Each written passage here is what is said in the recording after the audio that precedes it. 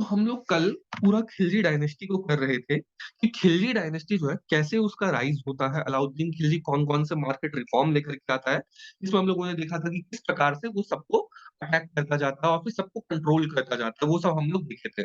छाया कल आप आई नहीं थी। कल आपको पहले तो कांग्रेचुलेशन, ठीक है, मौसी बन गई हो आप। उसके बाद फिर कल की क्लास आपने देखी होगी, अगर नहीं देखी तो आप देख लेना जा करके, ठीक है, बहुत डिटेल में समझाया था पूरा। तो खिलजी डायनेस्टी कल समाप्त हो गया था, ठीक है। आज हम लोग करेंगे तुगलक डायनेस्टी को। तुगलक डायनेस्टी के लिए क्या है कि बेसिकली जो खिलजी का जो वो था, पंजाब प्रोविंस का जो एडमिनिस्ट्रेटर था, उसका नाम था गियासुद्दीन तुगलक, ठीक है। पंजाब प्रोविंस का खिलजी का जो वो था, ठीक है, वो कौन था? वो था गियासुद्दीन तुगलक। मैं आपको एक बार स्क्रीन शेयर कर देता हूँ। ये देखो, ये स्लेव डायनेस्टी इस हिसाब से मैप में पूरा ये ऐसे फैली हुई थी, ठीक है? और स्लेव डायनेस्टी की बात फिर मैंने आपको बताया था कि खिलजियों का शासन था। तो अलाउद्दीन खिलजी के टाइम पे इतना फैल गया था पूरा का पूरा, ठीक है? अलाउद्दीन खिलजी के टाइम पे बहुत ज़्यादा आगे तक फैल गया था। लेकिन अब हम आ चुके हैं कहाँ पे? अब हम आ चुके हैं तुगलकों के टाइम पे, ठीक है? अब ये तुगलक का मैप देखो, ये तुगलक का मैप देख रहे हो, थर्ड यहाँ पे बीच में आ रहा है, 1320 से 1414 के बीच में। ये सबसे ज़्यादा अगर फैला हुआ है, ये तुगलक डायनेस्टी के टाइम पे हुआ है, ठीक है? यहाँ पे आप ये चीज़ नोटिस कर पा रहे होंगे, ये सबका दिखा रखा है कि मामलुक डायनेस्टी कब से कब तक थी, मतलब कितनी दूर में फैली हुई थी, खिलजी डायनेस्टी कितनी दूर में फैली हुई थी। उस हिसाब से तुगलक डायनेस्टी देखो पूरा पैन इंडिया ऑलमोस्ट ये फैल चुका था, ठीक है? उस हिसाब से लोधी डायनेस्टी आता है छोटे से एरिया में। बेसिकली ये हमें देखना है अब इसके बारे में, ठीक है? तो हम तुगलक डायनेस्टी के बारे में देखेंगे। ऑलराइट। देखो, मैंने कहा कि जो खिलजी था लास्ट में, खिलजी का पंजाब प्रोविंस का जो इधर का जो वो था गवर्नर, इसका नाम था क्या? गियासुद्दीन तुगलक, ठीक है? अब होता क्या है कि खिलजी जो है वो हार जाता है, ठीक है? खिलजी जो है ये समाप्त हो जाता है, मर जाता है। तो अब इनके ऊपर कंट्रोल कर लेते हैं कौन? ये तुगलक लोग सब, ठीक है? गियासुद्दीन तुगलक। अब ऐसा क्यों होता है? ये हम लोग को लास्ट में देखना था बेसिकली। अलाउद्दीन खिलजी का पॉलिसी क्या था? भाई सबको एकदम ज़बरदस्त कंट्रोल में रखो, ठीक है? अब जब भी इतना ज़्यादा कंट्रोल करने की कोई कोशिश करेगा तो लोग उससे नाराज़ होंगे। नाराज़गी की वजह से जब वो मरता है, तो उसके बाद फिर कोई उसे अपोज़ नहीं करता उसके बेटे-वेटे को आने के लिए। और फिर वो कौन आ जाता है तब? ये आ जाता है आपका गियासुद्दीन तुगलक, ठीक है? वो मोहम्मद बिन तुगलक जो था इसके बाद ये जो है ये आता है गियासुद्दीन तुगलक। उसका फिर क्या होता है, ये आता है, ठीक है, नॉर्मली। उसका क्या होता है, वो काफ़ी एजेड हो चुका रहता है, ठीक है? लेकिन फिर उसका बेटा जो होता है मोहम्मद बिन तुगलक, वो वहाँ पे चाहता है कि मैं करूँ यहाँ पे शासन, ठीक है? तो ये जो है गियासुद्दीन तुगलक, ये देखो अब यहाँ पे क्या होता है, जैसे ही खिलजी यहाँ पे मरता है, तो मैंने क्या कहा था, इनका एक ट्रेट होता है सिंपल सा कि जैसे ही थोड़े कमज़ोर पड़ते थे, तो ये लोग अटैक वापस से करना शुरू कर देते थे। तो इधर पूरा राजपूताना अटैक कर देता है कि कहता है कि हम आपको नहीं मानते कि आप जो है यहाँ पे इसके शासन करते हो। इधर जो बंगाल का प्रोविंस है, ये अपने आप को आज़ाद घोषित कर देता है, कहता है हम आज़ाद हैं। तो खिलजी के पास एक्चुअल में खिलजी के पास कुछ बचता ही नहीं है, एक छोटा-सा एरिया उसके पास बचता है मुश्किल से, ठीक है? तो यहाँ पे अब क्या है, जब तुगलक आया तो इसको दोबारा से इसे जीतना पड़ेगा सब चीज़ को, ठीक है? तो क्या करता है गियासुद्दीन तुगलक जाता है बंगाल के एक्सपीडिशन पे, ठीक है? और बंगाल में जाकर के वहाँ पर जीत करके दोबारा से बंगाल को अपने कंट्रोल में करके आता है। और जब वो वापस आता है तो इसका बेटा यहाँ पे तैयार होता है अपने पिता को समाप्त करने के लिए, अपने बाप को वो मार देता है। और इस हिसाब से गियासुद्दीन तुगलक यहाँ पे समाप्त, खत्म, टाटा, बाय-बाय, ठीक है? अब यहाँ पे कौन है? मोहम्मद बिन तुगलक है। अब हमें ना मोहम्मद बिन तुगलक के बारे में पढ़ना है कि आखिर मोहम्मद बिन तुगलक कैसा था, क्या करता था, सब चीज़ के बारे में अब हम लोग को जानना है। देखो, हम लोगों ने ये चीज़ देखा कि गियासुद्दीन तुगलक के टाइम पे ये कुछ एरिया जो है ना, ये एरिया इसके टाइम पर आ गया था, ठीक है? गियासुद्दीन तुगलक लेकर के आ गया था।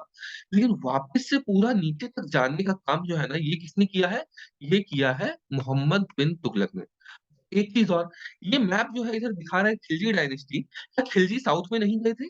गए थे। ये मैंने कल भी बताया था कि साउथ में गए थे। देखो क्या होता है, जब अलाउद्दीन खिलजी गुजरात के अपने उस पे था मिशन पे, तो वहाँ पे ना उसे एक गुलाम मिला, ठीक है? बेसिकली गुलाम मिला नहीं, उसे गुलाम बना लिया जिसका नाम क्या था? उसका नाम था मलिक कफूर। कन्वर्ट कर लिया था। पहले तो वो हिंदू था, लेकिन जब वो कन्वर्ट हो गया, उसे इस्लाम में कन्वर्ट कर लिया, ऑब्वियसली अब वो दास है, अब वो स्लेव है, तो उसे कन्वर्ट होना पड़ेगा। तो उसका नाम था मलिक कफूर, ठीक है? मलिक कफूर नाम था इसका। यहाँ पे गुजरात में ही से ये मिलता है। अब क्या करता है, वो लगता है उसे अलाउद्दीन खिलजी को, ये ना बहुत ही ज़्यादा इम्पोर्टेंट आदमी है, ये काफ़ी कुछ मेरे लिए कर सकता है। तो मलिक कफूर को काफ़ी ज़्यादा ये वो करता है अपना, ओहदा दे देता है, कहता है ठीक है एक काम करो, तुम मेरे लिए काम करना शुरू करो, बाकी सारे अपने स्लेव्स में मलिक कफूर को स्पेशल इम्पोर्टेंस देना शुरू किया। अब क्या होता है, जितने भी साउथ के उसके एक्सपीडिशन होते हैं, मैंने कहा था यहाँ पे देवगिरी में वो अटैक करता है, ठीक है? ये देवगिरी दौलताबाद जिसे हम कहते हैं, उसे यहाँ पे ये महाराष्ट्र के आस-पास है, दौलताबाद, ठीक है? आप देखिएगा मैप में एग्ज़ैक्टली यहाँ पे आपको मिलता है। यहाँ पे आपको अटैक करता है मलिक कफूर, यहाँ पे उसे मार देता है और वहाँ पे जीत जाता है। मैंने आपको सारी कहानी सुनाई थी कैसे-कैसे करता है। तो जो जिस हिसाब से यहाँ पे साउथ में वो अटैक करता है, तो साउथ में जाने का काम कौन करता है? ये मलिक कफूर करता है। ठीक है? ये हमें ध्यान देना है, मलिक कफूर करता है ये काम। अच्छा, अब जो है इधर ये नीचे और ज़्यादा जाता है, वारांगल वगैरह में भी जाता है, पूरा साउथ में जाता है। तो सब का सब काम जो है कौन करता है? ये काम कौन करता है? मलिक कफूर। अब इसमें एक खास बात क्या है? देखो, यहाँ पर खिलजी जो है, ये नॉर्थ में अपना पूरा देख रहा है, ये साउथ में नहीं आ रहा। इसका मतलब क्या है, खिलजी का अपना पूरा कंट्रोल नॉर्थ के ऊपर है, ठीक है? लेकिन साउथ के लिए वो भेज रहे हैं अपने गुलाम, कि गुलाम जाके वहाँ पे कर रहा है। अब इसमें कमाल की बात क्या होती है कि जो उधर खिलजी है, अब देखो वापस हम खिलजी डायनेस्टी पे आ गए क्योंकि हमें ना उसको थोड़ा-सा समझना आवश्यक है कि कैसे उसकी पॉलिटी चलती थी। यहाँ पे क्या होता है, नॉर्थ की पॉलिटिक्स तो उसी कंट्रोल में है, ठीक है? साउथ में क्या है, ना तो अलाउद्दीन खिलजी उसे कंट्रोल करना चाहता है, ना ही अलाउद्दीन खिलजी की औकात होती है। क्यों नहीं औकात होती? क्योंकि ऑलरेडी उसके पास बहुत बड़ा प्रोविंस ऑलरेडी होता है। और वो साउथ में भी जाकर के कंट्रोल करने की कोशिश करेगा तो पॉसिबल है नहीं, ठीक है?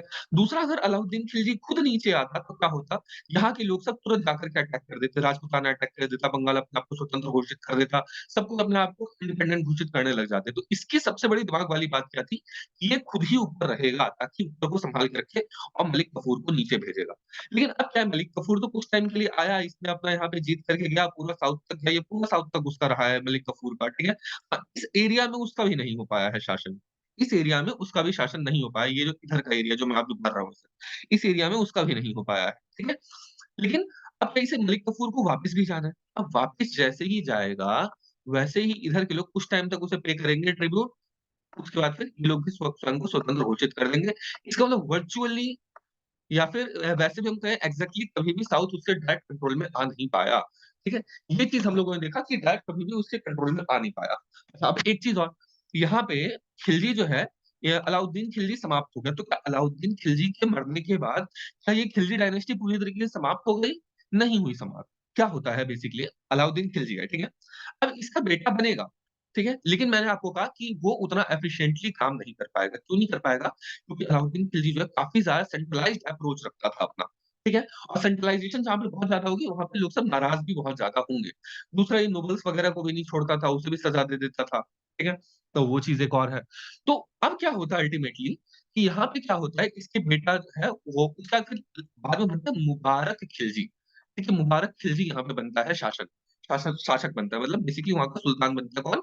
मुबारक खिलजी, खिलजी डायनेस्टी में। और ये कहूँ तो ये आखिरी रूलर था। एग्ज़ैक्ट में अलाउद्दीन खिलजी आखिरी रूलर रूलर नहीं था, ठीक है? अब क्या होता है, जैसे यहाँ पे इसे मलिक कफूर मिला था गुजरात के उसमें अपना गुलाम, वैसे ठीक इसी प्रकार जो मुबारक खिलजी है, उसे एक गुलाम मिलता है, जो कि है कौन? खुसरू खान। खुसरू खान, ठीक है? खुसरू खान मिलता है उसे, खुसरू खान। अब क्या होता है, ये भी हिंदू कन्वर्ट होता है। बेसिकली ये भी हिंदू होता है, लेकिन इसे फिर ये लोग कन्वर्ट कर लेते हैं। अब ये खुसरू खान जो है ना, किसी नोबल को पसंद नहीं आता। नोबल मतलब कौन? जो उसकी मंत्रिपरिषद है, मंत्रिपरिषद में किसी को पसंद नहीं आता है ये, ठीक है? खुसरू खान। अब सब लोग नोबल सभी इसे समझा रहे होते हैं कि खुसरू खान से तो दूर रहे, खुसरू खान से तो दूर रहे, दूर रहे, दूर रहे, पर वो समझता नहीं है। प्रॉब्लम क्या होती है? प्रॉब्लम ये होती है कि खुसरू खान जो है ना, ये हिंदू कन्वर्ट है और इसके मन में बदला लेने की भावना है कि मैं इससे बदला लूँगा, ठीक है? मुझे मुबारक खिलजी से बदला लेना है। अब क्या कहा जाता है कि खुसरू खान जो है ना, वो इसकी बीवी है। अब समझ जाओ, खुसरू खान को मुबारक खिलजी की बीवी कहा जाता है और ठीक इसी प्रकार मलिक कफूर को भी अलाउद्दीन खिलजी की बीवी कहा जाता था। तो अब समझ लो कि उसका क्या रिलेशन होता होगा उसके साथ, कि उसकी बीवी की तरह वो था। तो अब वही चीज़ उसे पसंद नहीं आता था, ज़बरदस्ती उससे ऐसे-ऐसे काम करवाता था जो भाई इसे बिल्कुल पसंद नहीं आता था। लेकिन चूँकि गुलाम था तो ये कुछ कर नहीं सकता था, ठीक है? इसलिए ये मुबारक खान को मरवा देता है और अल्टीमेटली ये चाहता है कि खिलजी डायनेस्टी समाप्त हो जाए। तो खिलजियों के समाप्त होने में जो एक रीज़न उनके एडमिनिस्ट्रेशन का था कि काफ़ी ज़्यादा नोबल सब नाराज़ हो गए थे, तो कहीं न कहीं उससे बड़ा रीज़न ये था, कि उसे गुलाम जो ये था खुसरू खान, ये काफ़ी ज़्यादा उसके खिलाफ वो रखता था डिसेंटमेंट। कहता था कि भाई इसने मुझे ज़बरदस्ती बना लिया है, तो मैं तो बदला लूँगा पूरी तरीके से। तो ये खिलजी डायनेस्टी इस हिसाब से समाप्त होती है। मैंने आपको ये समाप्त होने का तरीका बताया ताकि आपको ये भी समझ आए कि अच्छा दुनिया काम कैसे करती है, हमें क्या चीज़ करना चाहिए और क्या चीज़ नहीं। तो विद्यानंद कल को राजा बनोगे तो किसी गुलाम को अपनी बीवी मत बनाने की कोशिश करना। ठीक है? ठीक है विद्यानंद? Yes sir. हाँ, ऑलराइट। तो हम वापस से तुगलक पे आते हैं। अब यहाँ पे क्या होता है मैंने आपको बताया कि गियासुद्दीन तुगलक बंगाल जाता है, बंगाल जाने के बाद वहाँ पे जब वो वापस आ रहा होता है तो उसे ये मोहम्मद बिन तुगलक जो है ये मरवा देता है, ठीक है? मार देता है उसे। अब क्यों मरवाता है? क्योंकि मोहम्मद बिन तुगलक के बारे में ना कि बहुत ही ना उसके अंदर अ, उत्सुकता थी नई-नई चीज़ों को करने की, बहुत सारा काम करना चाहता था। लेकिन इसी चक्कर में क्या होता था बहुत ज़्यादा उतावला रहता था, हर चीज़ को काम करने की उसे जल्दीबाज़ी रहा करती थी। तो वो चाहता था मैं जल्दी से जल्दी राजा बन जाऊँ। ठीक है? जल्दी से जल्दी सुल्तान बन जाऊँ और इसको ना पगला राजा कहा जाता है, ठीक है? जो मोहम्मद बिन तुगलक है, ये पगला राजा है कि इसे संज्ञा दी जाती है, ठीक है? तो ये चीज़ है। अब क्या होता है, ये क्या करता है, ये कंसोलिडेट करना शुरू करता है। तो अभी पूरे दिल्ली सल्तनत में जो सबसे स्ट्रॉन्ग एम्पायर है, वो किसका है? वो है मोहम्मद बिन तुगलक का। अब ये कितना डिटेल में इसने किया है सब कुछ, ये सब हम लोग नहीं देखेंगे, पर इतना जान लो कि ना काफ़ी ज़्यादा ये जाकर के सारा एक्सपीडिशन करता है, हर जगह जाकर के राजाओं से लड़ता है, हराने का प्रयास करता है और यहाँ पे अपना कंट्रोल करता है। तो पूरे भारत में इसका कंट्रोल होने लग जाता है। लेकिन फिर वही स्वाभाविक बात कि क्या होता है कि ये सोचता है कि मैं साउथ में जाऊँ, ठीक है? अब यहाँ पे क्या है, खिलजी जो था, फिर से खिलजी पे आते हैं, ये साउथ में जाता है लेकिन अपनी कैपिटल को शिफ्ट नहीं करता है, कैपिटल इसकी दिल्ली में ही रहती है, ठीक है? और यही कारण था कि साउथ में कंट्रोल नहीं कर पाता, ठीक है?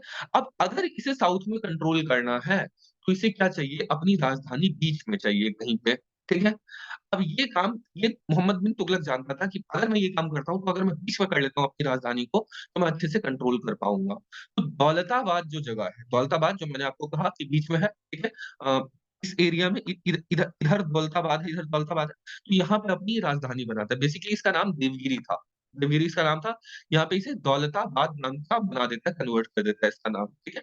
तो ये चीज़ है बेसिकली। तो यहाँ पे ना ये ऑर्डर देता है कि आप यहाँ पर चलो शिफ्ट होते हैं ताकि हम साउथ में अच्छे से कंट्रोल कर पाएँ। अब होता क्या है, अकेला आता मतलब कुछ आदमियों के साथ तो समझ आती, महल बनवाता तो समझ आता। लेकिन इसने क्या कहा अपनी जनता को कि तुम भी साथ में चलो हमारे, ठीक है? अब पूरी जनता को लेकर के इधर दिल्ली की पूरी जनता को कहता है अब तुम भी चलो इधर, तो बहुत बड़े लश्कर के साथ ये देवगिरी आने लगता है, ठीक है? अब सोच के देखो, अगर बहुत बड़ा लश्कर होगा, गर्मी का महीना, वहाँ पे वो चल रहा है, हालाँकि उसने बहुत सारी व्यवस्था करवा दी थी, सराय वगैरह सब बना दिया था, बीच में रुकने की जगह, मतलब सब कुछ उसने व्यवस्था कर दिया था। लेकिन फिर भी इससे बहुत लोग मारे जाते हैं उधर से इधर तक आने में, नॉर्थ से साउथ तक आने में। दूसरा लोग को मन भी नहीं होता, क्योंकि जहाँ पे लोग रहते हैं, लोग को वहीं पे रहने का मन करता है। तो लोग को मन भी नहीं होता कि वो कहीं नई जगह पे शिफ्ट हो, ठीक है? अब वहाँ पे इतनी बड़ी पॉपुलेशन को लेकर के आ रहा है तो उतना खर्चा उसे लगेगा वो चीज़। दूसरा साउथ में जब अभी जाता है ये, तो यहाँ पे भी ये टिक नहीं पाता, लोग का मन नहीं लगता है इधर, ठीक है? और फिर वापस से इसे कह देता है कि हम चलो वापस चलते हैं। बेसिकली पहले कहता है साउथ चलो, फिर कहता है नॉर्थ चलो। ये इसको इतना बड़ा लॉस पहुँचाता है, इसलिए कहा जाता है ये पगला राजा था। ये कुछ भी करता था, इसकी नीति किसी को समझ ही नहीं आती थी। ये डिसीज़न पहले लेता था, बाद में सोचता था क्या करना है। इसे डिसीज़न ले लिया लेकिन बाद में फिर इसे चेंज करना पड़ गया, ठीक है? तो अब इसके बारे में एक इंसिडेंस तो ये है। दूसरा इंसिडेंस भी होता है, ऐसे बहुत सारी चीज़ें होती हैं। अच्छा, क्यों होता अच्छा ये साउथ में क्यों आना चाहता है बेसिकली? साउथ में इसने कॉन्क्वेस्ट तो कर लिया, ठीक है? साउथ में इसने कॉन्क्वेस्ट तो कर लिया, लेकिन अब ये कंट्रोल नहीं कर पा रहा था। कंट्रोल क्यों नहीं कर पा रहा था? क्योंकि यहाँ पे ना गुरशास्प नाम का एक आदमी था, गुरशास्प, गुरशास्प, गुरशास्प, ठीक है? ये रिवोल्ट कर देता है, गुरशास्प। तो गुरशास्प के रिवोल्ट को दबाने के लिए ये पहले इसके ऊपर अटैक करता है और फिर ये सोचता है कि चलो ठीक है, यहाँ पे हम कंट्रोल करते हैं, इसलिए वो साउथ में आकर के देवगिरी में आकर के बस जाता है, ठीक है? ये चीज़ होता है। दूसरा क्या है, अब ये क्या करता है कि यहाँ पर ना ये सोचता है कि मैं खुरासान में अपना प्रोजेक्ट करूँगा। मैंने आपको खुरासान बताया था, खुरासान कहाँ पे है? खुरासान अफ़गानिस्तान का और उज़्बेकिस्तान के और ये पर्शिया का कुछ एरिया, इसे खुरासान कहते हैं। तो खुरासान के एरिया में सोचता है कि मैं अपना एक्सपीडिशन करूँगा। भाई काफ़ी ज़्यादा अच्छी बात है, वहाँ पे भेजता है ये, ठीक है? वहाँ पे भी ज़्यादा कुछ नहीं करता, वहाँ पे भी बहुत ज़्यादा कुछ नहीं करता, छोड़ देता है फिर उसे। फिर क्या करता है, ये सोचता है ना कि मैं ऊपर यहाँ पे कुमाऊँ हिल्स में जाऊँ, कुमाऊँ रेंज में जाऊँ, ठीक है? कुमाऊँ रेंज में। वहाँ पे जाता है, वहाँ पे भी ज़्यादा कुछ नहीं कर पाता। उसके बाद मतलब आइडिया सोचता है, थोड़ा काम शुरू करता है, फिर उसे छोड़ देता है। फिर इधर इसका मन करता है कि मैं तिब्बत जाता हूँ, फिर तिब्बत के ऊपर आक्रमण करता हूँ। अब इसके बारे में कहा जाता है कि कराचिल प्रोजेक्ट ये शुरू करता है, कराचिल प्रोजेक्ट, ठीक है? मतलब कि पहाड़ों में जाने का, कराचिल। कराचिल प्रोजेक्ट ये शुरू करता है, तिब्बत में जाने का। यहाँ पे कहा जाता है 10,000 सैनिकों को भेजता है। 10,000 सैनिकों को भेजता है और माना जाता है कि यहाँ पे 10,000 सैनिकों में से कुछ लोग का कहना है कि 10 जवान बचे थे, कुछ का कहना है 30 जवान बचे थे और बिना लड़े मतलब लड़ नहीं पाए थे, लड़ने का इन्हें मौका ही नहीं मिला था। ऊपर चढ़ ही रहे थे, ऊपर से पत्थर-वत्थर गिरा करके इन्हें समाप्त कर दिया जाता है, मार दिया जाता है। दूसरा इतना ठंड होता है, ये लोग सब मर जाते हैं, ठंड को लोग झेल नहीं पाते। तो 10,000 में से 10 आदमी या कुछ लोग कह रहे हैं 3 आदमी, बहरहाल जितने भी हों, ये पता चलता है कि इसके बहुत सारे सैनिक यहाँ पे मारे जाते हैं। तो बिना मतलब के सैनिक मारे गए, इसका कोई सफल भी नहीं हुआ और इसकी ऐसी-तैसी हो गई, ठीक है? तो खुरासान प्रोजेक्ट जो मैंने बताया ये इसका फेल हो गया, कराचिल प्रोजेक्ट ये फेल हो गया, कुआँ हिल ये फेल हो गया। बेसिकली इसका सब कुछ फेल हो गया, इतना सब कुछ, ठीक है? तो इसलिए इसे पगला राजा कहा जाता था, ठीक है? दूसरा क्या होता है, यहाँ पे ना कुछ टाइम के लिए दिल्ली में काफ़ी ज़्यादा प्लेग फैल जाता है। अब देखो उस टाइम में ना प्लेग बहुत ज़्यादा फैला करता था, बीमारी प्लेग बहुत ज़्यादा फैला करती थी। तो अपने दिल्ली को छोड़ कर के ये चला जाता है कुछ टाइम के लिए, लगभग ढाई महीने के लिए ये दूसरी जगह पे जाता है जिसे कहते हैं स्वर्गद्वारी, ठीक है? ये नोट कर लो स्वर्गद्वारी। ये हो सकता है कभी पूछ दे, हालाँकि ये इतना इम्पोर्टेंट नहीं है बट क्या पता पूछ सकता है, स्वर्गद्वारी। लोकेशन वगैरह इम्पोर्टेंट हो जाता है कई बार क्योंकि ना उसे मैच करने के लिए कह सकता है कि किसके टाइम पे था या फिर कहाँ था ऐसे, तो स्वर्गद्वारी बगल में ही था, ढाई महीने के लिए वहाँ पे चला जाता है। ओके, अब मैंने कहा था कि खिलजी के टाइम पे आप कंपेयर करके चलो, इसने 50% टैक्स लगा दिया था किसानों के ऊपर, ठीक है? और कहा था आपको कैश में देना पड़ेगा 50% पूरा का पूरा। अब यहाँ पे जो तुगलक डायनेस्टी है और इसमें जो स्पेशली अगर मोहम्मद बिन तुगलक है, ये भी एग्रीकल्चर रिफॉर्म लेकर के आता है, ठीक है? एग्रीकल्चर रिफॉर्म लेकर के आता है। और इसके लिए क्या करता है, ये ना जो किसान है, किसान को लोन-वोन खूब बाँटता है। कहता है आप यहाँ पे काम करो, आप ये चीज़ खरीदो, वो चीज़ खरीदो, लेकिन आप अच्छे से काम करो। क्योंकि जानता था क्योंकि टैक्स कैसे कलेक्ट करेगा? टैक्स कलेक्ट करने के लिए वो तभी कर सकता है जब किसानों के हाथ में पैसा हो, जब किसान लोग सब अच्छे से अपनी खेती कर पाएँ, ठीक है? तो टैक्स कमाने का और तो कोई ऐसा ज़रिया था नहीं, सबसे मेजर जो रीज़न सब जो मेजर ज़रिया था, वो क्या था? वो आपका खेती करना था। तो खेती को इसने प्रमोट करने के लिए लोन वगैरह दिया। इसके लिए इसने स्पेसिफिकली एक डिपार्टमेंट भी दिया जो इम्पोर्टेंट है याद करना वो लिखो, दामन-ए-अमीर-ए-कोही, दामन दामन-ए-अमीर-ए-कोही। आपको दिख रहा है स्क्रीन पे? दामन-ए-अमीर-ए-कोही, ठीक है? दामन-ए-अमीर-ए-कोही, ठीक है? ये यस डिपार्ट दिख रहा है ना? Yes sir. ठीक है। तो इस डिपार्टमेंट का काम था कि किसानों को लोन देना, बाकी सब चीज़ देखना। तो बेसिकली एग्रेरियन रिफॉर्म लेकर के आता है। ये किसान बिल लेकर के आता है, जो अभी 3 किसान बिल आए थे ना केंद्र सरकार ने, वैसे ये कुछ बिल लेकर के आता है। ठीक है? तो अब ये चीज़ होता है। अब क्या होता है कि इधर ये किसान के लिए बिल लेकर के आता है और मतलब काफ़ी ज़्यादा ये सोचता है कि किस तरीके से काम करे किसानों के लिए, तो काफ़ी ज़्यादा रिफॉर्म सब लेकर के आता है। लेकिन इसकी कुछ खास बात थी। जैसे एक कहानी इसके बारे में फेमस है। जैसे ना ये कहा जाता है पथमार, पथमार एक टर्म है एनसीईआरटी में दे रखा है, ठीक है? बाकी स्टैंडर्ड किताब में नहीं मिलता। वो पथमार नाम का एक चीज़ होता है, क्या होता है बेसिकली ऐसा सिस्टम शुरू करता है ये, जिसमें कि बड़े दूर-दूर के कम्युनिकेशन जो है ना, वो पथ के माध्यम से हो जाते हैं। बेसिकली क्या सिस्टम था, अगर सपोज़ कोई दिल्ली में है, ठीक है? दिल्ली में है, यहाँ से इसे जाना है दौलताबाद, देवगिरी, ठीक है? अब ये देवगिरी में है, ठीक है? देवगिरी में है, इसे नॉर्थ से कोई इन्फॉर्मेशन चाहिए, तो इसने इतना एफिशिएंट बना दिया था कि आदमी दौड़-दौड़ के आता था और दौड़-दौड़ करके आकर के देता था। अब सोचो, आदमी से ज़्यादा तेज़ तो कौन दौड़ेगा भाई? कबूतर दौड़ सकता है ऑब्वियसली, ठीक है? लेकिन घोड़े-वोड़े से आ सकते थे, लेकिन इसने प्रॉपर क्या कर दिया, पथमार नाम का शुरू किया, जिसमें कि आदमी दौड़ करके आते थे, उस प नॉर्मल घोड़े-वोड़े सबसे आगे निकल जाते थे, उनसे तेज़ रहते थे। बेसिकली क्या होता था, ऐसा नहीं है कि सिर्फ आदमी ही लोग दौड़ते थे। बेसिकली इसने सिस्टम क्या बना दिया, इसने हर 2-2 3-3 किलोमीटर पे चेक पोस्ट बना दिया। ठीक है? चेक पोस्ट इधर बना दिया अलग-अलग, अलग-अलग। कहीं पे घोड़ा है, कहीं पे आदमी है। उसका काम होता था एक पोस्ट से दूसरे पोस्ट तक दौड़ करके जाना फटाफट, फटाफट ताकि थके भी ना और ये चल जाए। अब इतने सारे आदमी होंगे तो कोई नहीं थकेगा इनमें।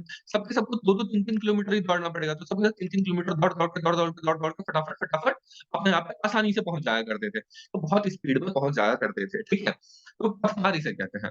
अच्छा इन इसमें खास बात क्या थी कि मोहम्मद बिन तुगलक जो था ना, बहुत ही आराम पसंद आदमी था। देखो, आप कहोगे आराम पसंद था, इतनी इतनी बड़ी सल्तनत भी तो एक्वायर कर ली, तो क्या है बेसिकली आराम पसंद का कहने का मतलब है कि भोग विलास में बहुत ज़्यादा प्रवृत्त रहता था। जैसे इसके बारे में कहना है कि खुरासान से इसके लिए ताज़े फल आया करते थे डेली जब ये दिल्ली में था तो। अब सोचो खुरासान से डेली ताज़े फल आया करते थे। आज भारत में अफ़गानिस्तान से क्या डेली फल आ सकता है ताज़ा-ताज़ा? आज भी वो चीज़ इतना मुश्किल है आना, ठीक है? लेकिन वो मोहम्मद बिन तुगलक जो था उसके लिए आता था वहाँ से खजूर आता था, उसके बाद फिर और भी बाकी फल वगैरह सब आया करता था, तो ताज़े फल वो खाता था डेली-डेली, वहाँ से मँगवा-मँगवा के, ठीक है? उसके बाद फिर क्या है, यहाँ पे जब वो दौलताबाद में यहाँ पे शिफ्ट करते हैं देवगिरी में, तो यहाँ पे अब देखो दिल्ली यहाँ पे है, ठीक है? यहाँ पे गंगा कहीं पे बहती है, ठीक है? तो डेली गंगा का पानी आता था उसके लिए और गंगा जल ही पीता था ये। ठीक है, गंगा जल ही पीता था ये। तो मोहम्मद बिन तुगलक जो है उसके लिए गंगा जल भी आया करता था नॉर्थ से। तो इतना ज़्यादा ये वो था, अब सोचो ऐसे किसी के ठाठ-बाट हो सकते हैं क्या? ये ऐसे ठाठ-बाट थे मोहम्मद बिन तुगलक के, ठीक है? आज भी लोग के पास इतने ठाठ-बाट नहीं होते हैं। अच्छा, ये अब क्या होता है इसमें ना कुछ खास बात अलाउद्दीन खिलजी के बारे में जैसे मैंने बताया कि वो अपने नोबल्स के ऊपर काफ़ी ज़्यादा कंट्रोल रखता था, ठीक है? ठीक इसी प्रकार ना जो ये मोहम्मद बिन तुगलक है, ये भी अपने नोबल्स के ऊपर काफ़ी ज़्यादा कंट्रोल रखता था और सज़ा ये नोबल्स को भी देता था। अगर कोई नोबल गलत करता था तो उसे भी ये सज़ा दिया करता था, ठीक है? अब देखो मार-काट चलता रहता था, मंदिर तोड़ना वगैरह ये सब मैं नहीं बताऊँगा। ये पूरा मेडिएवल हिस्ट्री में मंदिर तोड़ना हो गया, मार-काट करना हो, ये सब कुछ चलता रहेगा। तो बहुत ज़्यादा बताने की आवश्यकता नहीं है। ये आप अगर मैं किसी में कहूँगा ना इसने ये काम नहीं किया तो खाली वही होगा उसने नहीं किया। अदरवाइज़ बाकी सब के सब ये सब काम किए होंगे। ठीक है? तो ये चीज़ है। तो अब होता क्या है ये अपने नोबल्स को भी परेशान करता रहता है। लेकिन इसके टाइम में एक खास बात क्या होती है, जो उसके उलेमा होते हैं, मैंने उलेमा बताया था, उलेमा कौन होते हैं? बेसिकली जो इस्लामिक स्कॉलर होते हैं, ठीक है? या फिर काज़ी होते हैं, ठीक है? काज़ी मैंने बताया था कौन होता है? जो कि अपना जजमेंट दिया करते हैं शरिया लॉ के आधार पे। तो ये जो है उलेमाओं को और काज़ी लोग को अगर वो लोग गलती करते थे ना, तो उसे भी सज़ा देता था। अब ये सबसे इम्पोर्टेंट बात है कि उसे सज़ा देना, क्यों? क्योंकि किसी की औकात नहीं थी इससे पहले या इसके बाद भी कि कोई उसे सज़ा दे पाए क्योंकि उसको काफ़ी ज़्यादा रिस्पेक्ट दिया जाता है। किंतु इसने कहा नहीं ऐसे काम नहीं चलेगा, अगर तुमने गलत किया है कुछ तो तुम्हें सज़ा तो मिलेगी, बराबर सज़ा मिलेगी। ठीक है? तो ये चीज़ हुआ करता था। तो यहाँ पे हम देखते हैं अब क्या होता है इसने ना इस वजह से अपने नोबल्स को भी नाराज़ कर लिया। ठीक है? उलेमा, काज़ी ये सभी नाराज़ हो गए। ठीक है? सब के सब नाराज़ हो चुके हैं। अब इसने काफ़ी सारा लोन बाँटा है किसानों को, तो वो भी एक समस्या है, ठीक है? और इतना ज़्यादा टैक्स उससे चूसता है, वो तो चूस ही रहा है, तो उससे वो लोग भी नाराज़ हैं। दूसरा क्या होता है इधर, अब ये मैंने कहा कि देवगिरी से वापस से अपनी कैपिटल ये दिल्ली में ही शिफ्ट कर लेता है, ठीक है? क्यों शिफ्ट करता है? क्योंकि ऑब्वियसली ऊपर का इसने खतरा देखा, ऊपर का खतरा ज़्यादा है भाई, ये लोग ज़्यादा खतरनाक लोग सब हैं, ठीक है? और ऊपर का अपना दिल्ली की सीट को बचाना ज़्यादा इम्पोर्टेंट है। उधर उसके जाते ही क्या होता है, आपने हरिहरा और बुक्का का नाम सुना होगा, ठीक है? वो मुस्लिम थे इसी के साम्राज्य में थे। उन लोग को जो मैंने कहा था विद्यारण्य स्वामी है, ठीक है? विद्यारण्य स्वामी थे शंकराचार्य की परंपरा में, ठीक है? आदि शंकराचार्य की परंपरा में विद्यारण्य स्वामी वो इन्हें इनकी घर वापसी करवाते हैं, ठीक है? विद्यारण्य जो है कहते हैं कि तुम हिंदू बन जाओ वापिस से और यहाँ पर जो है तुम अपने खुद का शासन चलाओ। अब हिंदू बड़े परेशान थे, ये लोग बड़े परेशान रहते हैं। तो विद्यारण्य जो है ये उठते हैं और इसे हरिहर बुक्का को वापस से हिंदू धर्म में कन्वर्ट करते हैं। ये हिंदू धर्म में कन्वर्ट होने के बाद मोहम्मद बिन तुगलक के टाइम पे ही ये विद्रोह करता है और यहाँ पे विजयनगर साम्राज्य की स्थापना होती है। ठीक है, तो विजयनगर साम्राज्य की स्थापना कैसे हुई है? हरिहर बुक्का से। याद आ रहा होगा विद्यानंद की हरिहर बुक्का ने स्थापना की थी। पूरा विजयनगर साम्राज्य अब आपकी आँखों के सामने आ जाना चाहिए थी कि उसमें क्या-क्या हुआ। Yes sir, yes sir. ठीक है। हरिहर एंड बुक्का, जैसे हम बोले हरिहर बुक्का तो आ गया वहीं विजयनगर। क्या बोला? सर जैसे ही बोले थे वो याद आ गया था। ठीक है, ठीक है, ठीक है। इसका मतलब रिवाइज़ किया है अच्छे से, पढ़ रहे हो। बहुत बढ़िया। यहाँ पे साथ में फिर यहाँ पे बहमनी जो किंगडम है उसने अपने आप को स्वतंत्र कर लिया, स्वतंत्र घोषित कर लिया, इधर इसने घोषित कर लिया। तो ये तुगलक डायनेस्टी है ना, तुगलक डायनेस्टी एक्चुअल में ऐसा बचा नहीं था, ठीक है? ये बहुत छोटा हो गया था। फिर बंगाल फिर से कहता है कि हम अलग होंगे, मतलब सबको सब बेसिकली अलग करने की कोशिश करता है और ये फिर लोग आक्रमण कर दिए होते हैं। बेसिकली काफ़ी ज़्यादा वल्नरेबल हालत थी। आप कहोगे भाई ये बहमनी मुस्लिम ही था, ठीक है? किंतु मुस्लिम-मुस्लिम में आपस में नहीं बनती थी। ऐसा नहीं कि हिंदू साथ नहीं देता था आपस में एक-दूसरे का, कोई किसी का साथ नहीं देता था, ठीक है? इसलिए ये रीज़न अगर कोई ना कहे ना कि हम लोग इकट्ठा नहीं थे, हम लोग एकजुट नहीं थे, इस वजह से उन लोगों ने हमें हमारे ऊपर शासन किया, तो ऐसा रीज़न नहीं है, वो खुद ही आपस में बँटे हुए थे। इसका हम और भी आगे देखेंगे कि कैसे-कैसे ये सब चीज़ फ़ॉलो होता है, कैसे-कैसे ये सब चीज़ आगे बढ़ता है। अच्छा, अब यहाँ पे सब लोग सब हैं नाराज़, ठीक है? नाराज़गी में अब इन लोग के साथ कुछ होने वाला है गड़बड़, वो गड़बड़ क्या होगा? अच्छा, इसमें एक खास बात और क्या होती थी ना कि जब खिलजी था, अलाउद्दीन खिलजी, इसने क्या किया था अपने नोबल्स के ऊपर स्ट्रिक्ट रूल लगा दिया था कि कोई शराब नहीं पिएगा, ठीक है? शराबबंदी उसने कर दी थी। दूसरा, जो भी ये फ़िज़ूल खर्चा करते थे, उन फ़िज़ूल खर्चा को उसने बंद करवा दिया था। मतलब कि अब क्या होता है कि कोई अगर शादी वग़ैरह करेगी तो बहुत ज़्यादा उसमें खर्चा कोई नहीं कर सकता। अलाउद्दीन खिलजी ने वो कहा था। लेकिन मोहम्मद बिन तुगलक के टाइम पे बहुत खर्चा किया जाता था। मतलब सब सब अपना फुल ऑन दिखावा किया करते थे। जैसे कहा जाता है कि एक सामान्य परिवार जो है, उसे अपना घर चलाने के लिए 5 टंके की ज़रूरत होती थी। 5 टंका, मैं आपको कहा था यहाँ पे टंका चलता है इस टाइम पे, ठीक है? 5 टंका, ठीक है? 5 टंका, टंका। तो एक सामान्य परिवार को अपना घर चलाने के लिए महीने में 5 टंका की आवश्यकता पड़ती थी। उसमें अगर एक आर्टिसन की बात करें, जो कोई आर्टिस्ट है, आर्टिस्ट की जो तनख्वाह थी, वो थी 1 से लेकर के ढाई टंका के बीच, ढाई टंका के बीच में। तो अब देखो, इतनी ये लोग इतनी खराब स्थिति में थे कि इनके पास 2 वक़्त की रोटी के लिए मोहताज थे ये, ठीक है? इनके पास 5 टंका नहीं हुआ करता था। दूसरी ओर क्या था, मोहम्मद बिन तुगलक का एक जूता 70,000 टंका का हुआ करता था। 70,000 टन का, इतना ज़्यादा ये खर्चा किया करता था, 70,000 टंका का और ऐसी बाकी सारी चीज़ भी हुआ करती थी। तो जो यहाँ पे सारी चीज़ सबके दाम बहुत सस्ते थे खिलजी के टाइम पे, मोहम्मद बिन तुगलक के टाइम पे कोई सस्ता नहीं था, सबके दाम आसमान छू रहे थे, ठीक है? ये भी चीज़ ये ध्यान रखना, मोहम्मद बिन तुगलक के टाइम पे जनता को भी सब चीज़ सब महँगा मिल रहा था, ठीक है? ये भी चीज़ हमें ध्यान में रखना है। दूसरा, यहाँ पे क्या होता है कि यहाँ पे बाकी सब लोग सब सबके सब नाराज़ हो रहे हैं, ठीक है? यहाँ पे अलाउद्दीन खिलजी की तरह इनका शासन का जो हुआ करता था, वैसा नहीं था। किसान लोग सब जो है वो परेशान हैं, सब के सब अल्टीमेटली यहाँ पे परेशान हो रहे हैं। अल्टीमेटली मोहम्मद बिन तुगलक से सब कोई परेशान थे, ठीक है? अब क्या होता है, यहाँ पर बेसिकली जब ये मरता है तो यहाँ पर फिरोज़ तुगलक आता है, फिरोज़ तुगलक। इसका बेटा था फिरोज़ तुगलक। अब बेटा था, दामाद था, उसके ऊपर हम लोग इतना नहीं जाएँगे, वो इतना इम्पोर्टेंट नहीं है, वो ना मुझे याद रहता, ना आपको याद रखने की आवश्यकता है, ठीक है? तो फिरोज़ तुगलक था। अब फिरोज़ तुगलक जो था, उसे अपने बाप के बारे में पता था कि वो जो कर रहा है, उसकी नीति जो है, ये गलत है, ठीक है? उसे इसके बारे में पता था। अब वो सारी नीतियों को सही करने की कोशिश करेगा। अब कैसे सही करने की कोशिश करेगा? सबसे पहले तो मैंने कहा इनका दक्षिण भारत वापस से आज़ाद हो चुका है, ठीक है? तो कहेगा मैं दक्षिण भारत नहीं जा रहा, मुझे कोई मतलब नहीं है, मैं नहीं जाऊँगा दक्षिण भारत।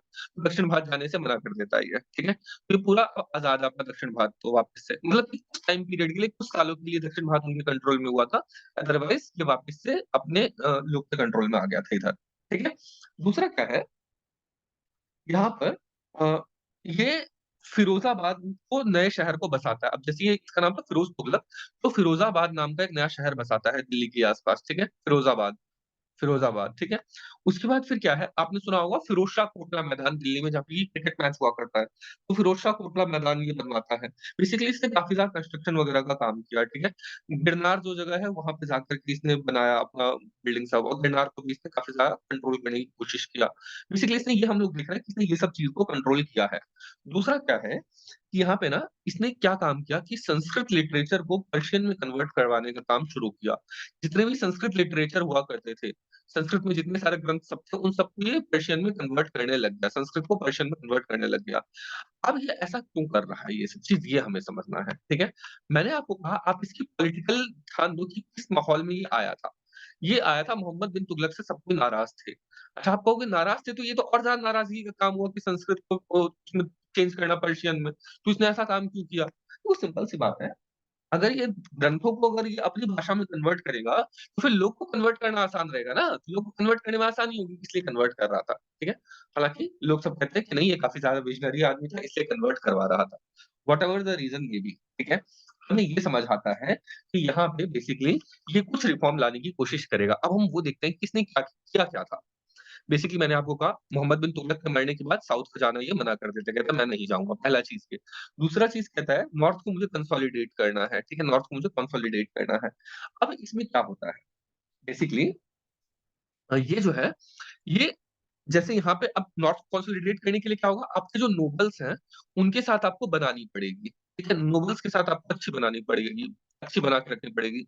क्योंकि आपके मंत्रि परिषद ही आपके साथ नहीं है, तो आप कुछ भी नहीं कर सकते, ठीक है? तो अलाउद्दीन खिलजी जो था, वो अपने नोबल्स को इज़्ज़त नहीं देता था, लेकिन उसका खौफ बहुत ज़्यादा था। मोहम्मद बिन तुगलक जो नोबल्स थे, नोबल्स की सुनता नहीं था, ठीक है? अपने मन से ये काम किया करता था, ठीक है? तो इसके बारे में कहना क्या है, मोहम्मद बिन तुगलक के बारे में एक नोट कर लो, कि सिर्फ़ एक इंसान के ऊपर विश्वास किया करता था, अपने वज़ीर के ऊपर और वज़ीर कौन था इसका? वो था ख्वाजा जहान। ये नोट कर लो, इसका वज़ीर था ख्वाजा जहान। याद रहता तो बहुत अच्छी बात है, अन्यथा आपको वैसे मैं बता दिया, ख्वाजा जहान, ठीक है? पूरे जहाँ भर के ख्वाजा लोग जो थे, वो सब थे, ठीक है? ख्वाजा जहान, ठीक है? तो ये सिर्फ़ एक आदमी के ऊपर विश्वास किया करता था, मोहम्मद बिन तुगलक। अब इसे क्या करना है फ़िरोज़ तुगलक को, कि सबके ऊपर ये अपना वो करेगा, सबके ऊपर अपना विश्वास जमाने की कोशिश करेगा। तो उस चक्कर में ये जो है बहुत ज़्यादा इसे पावर देने लग गया वापस से, किसे? अपने नोबल्स को। दूसरा ये जितने भी इसके वो थे इस्लामिक टीचर्स उलेमा थे, काज़ी थे, उनको भी बहुत ज़्यादा रिस्पेक्ट देने लग गया ये, बहुत ज़्यादा रिस्पेक्ट देने लग गया और अब उनको सज़ा नहीं देता था। अगर अब उनकी नोबल्स की गलती होती थी तो ये सज़ा नहीं दे रहा है किसी को, ठीक है? वो लोग भी खुश, उलेमा भी खुश, उसे भी कोई वो दिक्कत नहीं हो रहा। दूसरा इसने क्या किया, इसने ना गरीबों के लिए बहुत बहुत सारी इसने फ्री के चीज़ सब शुरू किया, फ्री ट्रीटमेंट सब शुरू किया। जैसे कि इसने फ्री में खाना बँटवाना शुरू किया, ठीक है? बहुत लोगों को इसने फ्री में खाना बँटवाया। उसके बाद फिर क्या है कि ये जैसे अगर कोई लड़की की शादी होनी है, गरीब लड़की है, ठीक है? गरीब परिवार है, उसे अपनी लड़की की शादी करनी है, तो उसके लिए दहेज देने का काम ये करता था। मतलब कि पेरेंट्स के बिहाफ़ पे फ़िरोज़ तुगलक दहेज देने का काम करता था, ठीक है?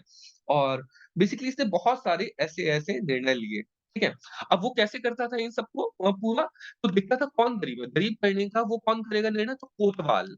हम जो कहते हैं ना उल्टा चोर कोतवाल को डांटे तो कोतवाल ये लोग हैं, ठीक है? कोतवाल ये लोग हैं। बेसिकली कोतवाल की शुरुआत किसने की थी?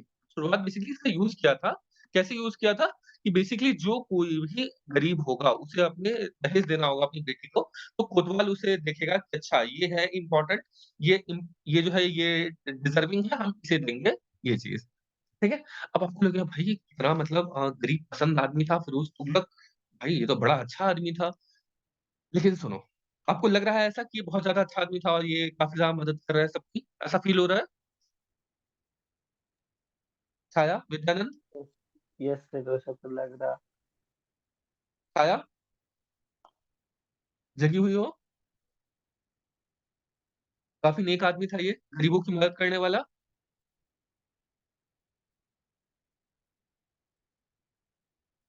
छाया भी सो गई लगता है लेटे-लेटे। बहुत बढ़िया, ओके, ऑलराइट। हाँ। तो क्या होता है कि गरीबों के लिए कर देता है। मैंने कहा इसे उलेमाओं को इसमें वो करना है, ठीक है? उलेमाओं को ये जो है काफ़ी ज़्यादा रिस्पेक्ट दे रहा है, काज़ियों को रिस्पेक्ट दे रहा है। तो अगर उलेमा और काज़ी को रिस्पेक्ट देगा, इसका मतलब है कि इन लोग का कहना है कि आप मास स्केल पे कन्वर्जन करो, मास स्केल पे कन्वर्जन करो, ठीक है? अब क्या होगा मास स्केल पे कन्वर्जन करने के लिए साम, दाम, दंड, भेद सबकी नीति अपनाते थे, ठीक है? जहाँ पे अपना पावर दिखाने की बात हुई, लड़ करके करना हो कन्वर्ट वहाँ पे लड़ करके कन्वर्ट करते थे। जहाँ पे जो प्यार से कन्वर्ट करना होता था, वहाँ पे प्यार से करते थे। जहाँ पे लालच से कन्वर्ट करना होता था, वहाँ पे लालच से कन्वर्ट करते थे। तो जो ये फ्री वाला सिस्टम था ना, कि गरीबों की मदद करना, ये सिर्फ़ और सिर्फ़ एक्सक्लूसिवली फॉर मुस्लिम्स, ठीक है? गरीबों की मदद करने का पूरा प्रोग्राम इसका एक्सक्लूसिवली फॉर मुस्लिम्स था। ठीक है? ये चीज़ आपको ध्यान रखना है एक्सक्लूसिवली फॉर मुस्लिम्स ताकि ये सोच रहा था कि बाकी लोग सब भी इस वजह से कन्वर्ट हो जाएँगे। लेकिन कमाल है हमारी हिंदू सोसाइटी जो कि इसके इस प्रलोभन के ऊपर भी ये लोग सब 2 बोरी चावल के लिए अपने आप को कन्वर्ट नहीं किए। ठीक है? बेसिकली कुछ पैसों के लिए लोग सब कन्वर्ट नहीं किए। कुछ लोग ऑब्वियसली कन्वर्ट होते हैं बट ये लोग सब प्रलोभन में सामान्य तौर पे नहीं आए। ठीक है? बहुत ज़्यादा कट्टर हुआ करते थे। अब देखो, जैसे वो लोग कट्टर होते थे ना ठीक उसी प्रकार इधर के जो नेटिव थे, ये लोग भी बहुत ज़्यादा कट्टर हुआ करते थे और इनकी कट्टरता का ही कारण था कि कॉन्फ्लिक्ट बहुत ज़्यादा हुआ है पूरे टाइम में, ठीक है? क्योंकि बाकी जो पर्शिया वगैरह सब में ये लोग क्या किए, जहाँ-जहाँ गए यहाँ पे इन लोगों ने कन्वर्जन बहुत जल्दी कर लिया। 100 साल के अंदर पूरा-पूरा एरिया इन लोगों ने कन्वर्ट कर डाला। सेंट्रल एशिया पूरा कन्वर्ट कर डाला, पर्शिया वगैरह पूरा कन्वर्ट कर डाला। मतलब जहाँ-जहाँ गए वहाँ पे 100 साल के अंदर इन लोगों ने पूरा कन्वर्जन कंप्लीट कर लिया। लेकिन भारत आने के बाद ये लोग कन्वर्जन नहीं कर पाए। क्योंकि अगर वो लोग कहते थे पावर का प्रयोग करेंगे तो यहाँ पे भाई साहब के सब लड़ने के लिए खड़े हो जाते थे, या पूरा राजपूताना खड़ा हो गया, इधर यहाँ पे साउथ में ये हरिहर बुक्का सब खड़े हो गए, आ जाओ तुम्हारी ऐसी-तैसी करते हैं, ये देवगिरी में यादव वगैरह सब खड़े हो गए, राजपूत ही थे खैर ये लोग भी।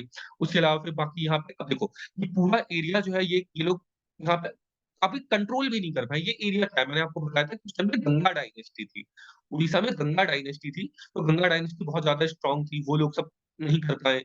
दूसरा इधर जो ये दिखा रहा है, ये कामरूप की प्रिंसिपैलिटी, ये भी बहुत ज़्यादा इनके कंट्रोल में नहीं रही है। ये लोग मतलब कामरूप है इधर, फिर अहोम साम्राज्य है, ये सब बहुत स्ट्रॉन्ग थे, ठीक है? ये लोग सब अपने एरिया में इधर आने ही नहीं देते थे, आने भी दिए तो कन्वर्जन नहीं होने देते थे। ये लोग सब बहुत ज़्यादा मतलब मिलिटरीली भी हम लोग बहुत ज़्यादा इन लोग को अपोज़ किए हैं।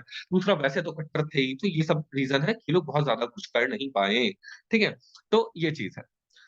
अब क्या होता है जब हाँ, इसकी एक खास बात क्या थी, ये ना जहाँ भी जाता था फिरोज़ तुगलक, वहाँ पे जाकर के ये गुलाम को खरीद लेता था, बना लेता था, जैसे भी इसे गुलाम बड़े पसंद थे। ठीक है? तो इसके बारे में कहा जाता है कि इसके पास कि जहाँ भी जाता था, वहाँ पे जो भी कोई इसे सुंदर लड़का दिखता था, अब ये ध्यान से देना, सुंदर लड़का जहाँ जो भी इसे दिखाई देता था, उस सबको ये गुलाम बना लिया करता था। ठीक है? सुंदर लड़कों को, स्मार्ट लड़कों को, तो उन्हें गुलाम बना लिया करता था। तो इसके बारे में कहा जाता है कि इसके उसमें अब वही कहेंगे हरम में हरम तो नहीं बेसिकली इसके बाद 1.5 लाख गुलाम लगभग थे। 1.5 लाख सोचो कितने बड़े स्केल पे इसने गुलाम बनाया होगा देश में, ठीक है? 1.5 लाख गुलाम, 1.5 लाख। अच्छा, अब ये 1.5 लाख गुलाम जो है ना, इसको ये जैसे कुछ गुलाम जो हैं, इनकी तो स्थिति खराब, लेकिन कुछ को ना ये बहुत ज़्यादा अच्छा भी मानता था, बहुत ज़्यादा इम्पोर्टेंस भी दिया करता था। तो कुछ गुलामों की इसमें हैसियत बहुत अधिक बढ़ गई, ठीक है? गुलाम को काफ़ी इम्पोर्टेंट पोस्ट सब देने लग गया, जो मुझे लगता था कि एफिशिएंट है, जो कि मिलिटरीली काफ़ी ज़्यादा हमारे लिए हेल्पफुल हो सकते हैं सिद्ध, उनको ये बहुत ज़्यादा वो किया करता था। तो यहाँ पे 1.5 लाख गुलाम, अब 1.5 लाख गुलाम जहाँ पे होंगे, वहाँ पे गुलामों की चलने लगेगी, सिंपल सी बात है। क्योंकि पूरे महल में 1.5 लाख गुलाम रह रहे हैं, ठीक है? महल में इनके 1.5 लाख गुलाम रह रहे हैं। अब इनको कारखाने में लगाने लग गया, ठीक है? कारखाना इसने बनाया जहाँ पे कपड़े-वपड़े सब बन रहे हैं, बाकी और सारी चीज़ सब बन रहा है। बेसिकली ट्रेड के लिए जो काम यूज़ होता था ना, उन सब में इसे लगा देता था। तो कारखाने सब काफ़ी ज़्यादा फ्लरिश किए, क्योंकि गुलाम से भाई फ्री में काम करवाओ, कोई दिक्कत नहीं है। तो इस वजह से गुलाम जो है, इनको ये सब किया। तो अब गुलामों की ना काफ़ी ज़्यादा बढ़ गई हैसियत, ठीक है? दूसरा मैंने क्या कहा, इधर उलेमाओं की काफ़ी ज़्यादा वो बढ़ गई हैसियत।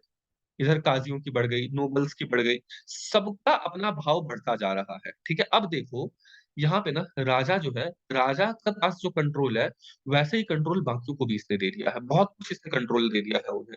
अब ये लोग इसकी तो बात मानते हैं फिरोज़ तुगलक की, लेकिन क्या आने वाले लोग की बात मानेंगे? नहीं मानेंगे, क्योंकि ये लोग सब अपने आप में ही बहुत ज़्यादा ये लोग दादागिरी टाइप करने लग गए हैं, ठीक है?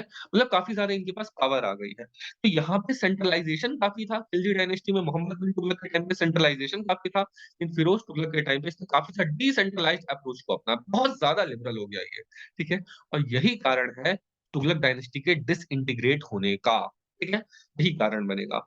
अच्छा, अब देखो क्या होता है इधर अ, मैंने आपको कहा खिलजी जो था ये सबको ना कैश में देना शुरू कर दिया था, ठीक है? मतलब कैश में पैसा देना शुरू कर दिया था मिलिट्री को। तो क्या होता है कि मिलिट्री को जो अपने मिलिट्री मैन थे, इसने इक्तेदारी को खत्म कर दिया था। मैंने कहा था इक्तेदारी इसने समाप्त कर दी थी। मैंने कहा था कि खुट और मुकद्दम जो है इसकी इसने ऐसी-तैसी करके रख दी थी। फिर मैंने कहा था कि हम लोग जो कहते हैं कि इसकी खोटी किस्मत है, तो खोटी किस्मत खोट, है ना? खोटी किस्मत बेसिकली वही होगा। खोट को कहते होंगे, खोट को, खोट से बना होगा खोटी किस्मत। तो खोट की पूरी पावर को समाप्त कर दिया था इसने खिलजी ने। लेकिन क्या होता है मोहम्मद बिन तुगलक उस साल से फिरोज़ तुगलक भी ये खोट्स और मुकद्दम पे काफ़ी ज़्यादा रिलाय करने लग गए, ठीक है? बहुत ज़्यादा रिलाय करने लग गए। दूसरा क्या है स्पेशली फिरोज़ तुगलक बहुत ज़्यादा। दूसरा फिर क्या है कि अ, ये लोग काफ़ी ज़्यादा डिसेंट्रलाइज़्ड अप्रोच अपनाने लग गए फिरोज़ तुगलक वगैरह। तो इस वजह से ये स्मॉल-स्मॉल जो पावर है ये काफ़ी ज़्यादा स्ट्रॉन्ग होने लग गए, ठीक है? ये चीज़ आपको ध्यान में रखनी है। तो अब क्या होगा जब इतना सारा स्ट्रॉन्ग होने लग जाएगा स्मॉल-स्मॉल प्रिंसिपैलिटीज़ तो ये लोग करेंगे विद्रोह, ठीक है? ये लोग क्या करेंगे? विद्रोह करेंगे। अब फिरोज़ तुगलक जो है इसके पास कोई दूसरा चारा नहीं था सिवाय अपने इसको समाप्त करने के। अल्टीमेटली फिरोज तुगलक जो है ये समाप्त होता है और यहाँ पे तुगलक डायनेस्टी जो है इसका हो जाता है स्वाहा। ठीक है, तुगलक डायनेस्टी का समापन हो गया। तो ये चीज हम लोगों ने पूरी तुगलक डायनेस्टी को देखा।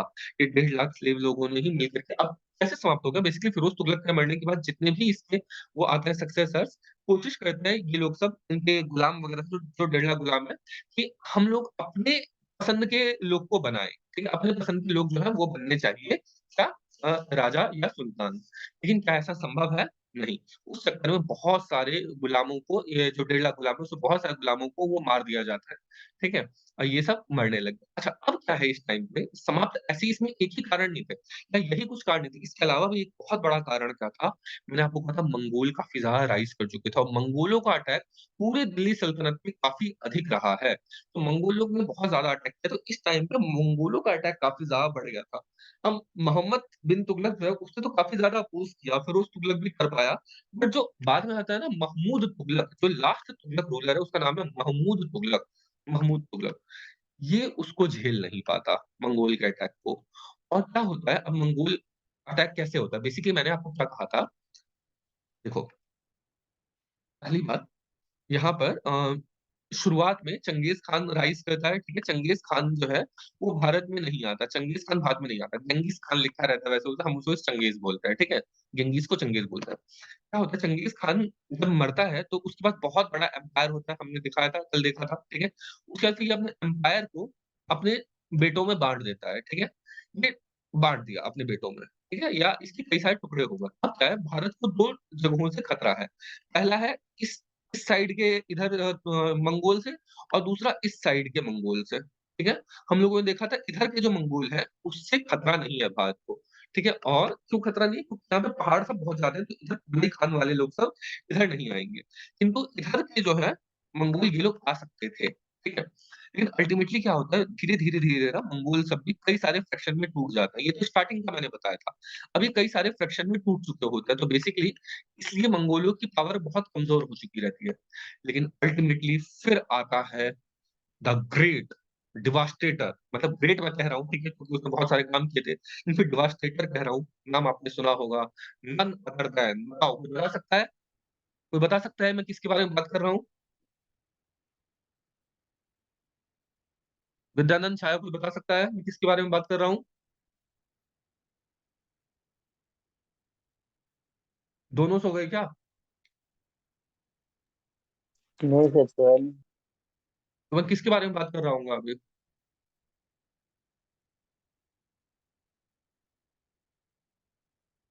नहीं था ना?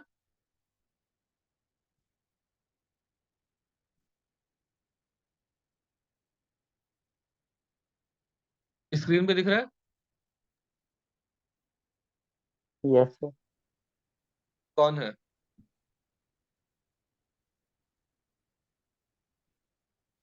तैमूर। तैमूर। ठीक है, तैमूर। तो बेसिकली तैमूर जो है अपने पूरे चंगेज खान के एम्पायर को जितना उसे लगता है उसे कंसोलिडेट करने का काम करता है। और कंसोलिडेट करने के बाद रेड मारता है इधर भयंकर तरीके से भारत में, और दिल्ली के पूरे एरिया पे रेड मारता है, बहुत अंदर तक घुसता है और पूरी दिल्ली सल्तनत को तबाह करके रख देता है। ठीक है, मतलब बेसिकली दिल्ली जो है वो इतना भयंकर अटैक था उसका, वो सिर्फ लूट मार नहीं किया, बेसिकली उसने पूरी दिल्ली को वीरान कर दिया था। और ये ऐसा कहा जाता है कि अगले 100 साल तक दिल्ली उससे उबर नहीं पाई। 100 साल तक का उसने डिवास्टेशन करके रख दिया, इतना भयंकर। और उस टाइम पे राजा कौन था इसका, बादशाह कौन था, सुल्तान कौन था? महमूद तुगलक। ये डर के मारे भाग गया। ठीक है, मतलब बेसिकली तैमूर के इन्वेजन से अपनी जनता को बचाने के बजाय ये भाग गया। और इस तरीके से ये तुगलक जो है, ये तुगलक वंश समाप्त हो जाता है। इतना भयंकर तरीके से इसने यहाँ पर वो किया था, रेड सर मारा था तैमूर ने। ठीक है, तैमूर लंग भी हम उसे कहते हैं, क्योंकि तैमूर लंगड़ा था, वो तैमूर लंगड़ा लंगड़ा। ये आपका ये समाप्त क्या हो गया आपका तुगलक डायनेस्टी। इसमें कोई डाउट है तो पूछो कुछ भी अभी तक। सर अभी डाउट? थोड़ी सी आवाज नहीं आई थी। हाँ। अभी थोड़ी सी ब्रेक हो गई थी, लास्ट में जो तैमूर बताया उसके आगे ब्रेक हो गई थी। अच्छा अच्छा, देखो मैं ये कह रहा था तो कि थोड़ी सी। तैमूर जो है वो अटैक करता है, ठीक है? और इस तरीके से कुछ अटैक करता है कि पूरे दिल्ली को निस्तो-नाबूद करके रख देता है। सिर्फ़ वो लूट-मार नहीं करता, बेसिकली पूरी दिल्ली को वो बर्बाद करके रख देता है। सारे लेडीज़, बच्चे, एक तो इन लोग का वही काम ही था। सब के सब वैसे ही उसी प्रकृति के हुआ करते थे। जहाँ भी जाते थे, वहाँ पे सब कुछ को बर्बाद कर देते थे, किसी को कुछ नहीं छोड़ते थे, ठीक है? और तैमूर तो उसमें स्पेसिफिकली बहुत ज़्यादा, अगर सबसे ज़्यादा डेवास्टेटिंग अगर कोई था ना, तो तैमूर था। ठीक है? मतलब पूरी दिल्ली को वो अच्छे तरीके से निस्तो-नाबूद करके रख दिया और इस तरीके से किया कि अगले 100 साल तक दिल्ली उबर नहीं पाई थी उस झटके से। अगले 100 साल तक के लिए दिल्ली जो है, वो एकदम बर्बाद टाइप हो गई थी। ठीक है? ये मैंने कहा आपको। तो इसके बाद क्या होता है, यहाँ पे जब उसका आक्रमण होता है तो लास्ट में रूलर क्या होता है, उसका नाम होता है महमूद तुगलक। महमूद तुगलक नाम होता है उसका। महमूद तुगलक भाग भाग जाता है यहाँ से और छोड़ कर के चला जाता है अपनी जनता को ऐसे ही तैमूर के आक्रमण में लड़के मरने के लिए। तो महमूद तुगलक भाग गया उधर और इस तरीके से तुगलक वंश हो गया समाप्त और इसका हुआ स्वाहा। ठीक है? आपको कोई डाउट? यस। बोलो नो क्या सर। डाउट? नहीं, हो गया, क्लियर हो गया जो मैं बोल रहा हूँ। ठीक है, ठीक है, ठीक है। Alright, alright.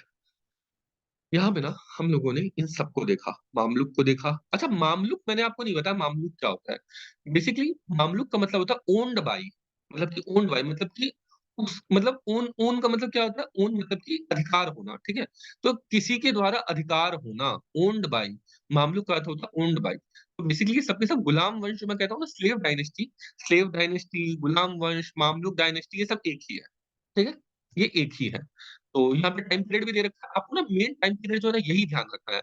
मामलुक डायनेस्टी का 1206 से 90, खिलजी का 1290 से 1320, तुगलक का 1320 से 1414, लोधी का 1451 से लेकर के और 1526। ठीक है? ये लोधी डायनेस्टी। अच्छा, इस मैप में आपको कुछ अजीब नज़र आ रहा है क्या? कुछ अजीब नज़र आ रहा है क्या आपको इस मैप में?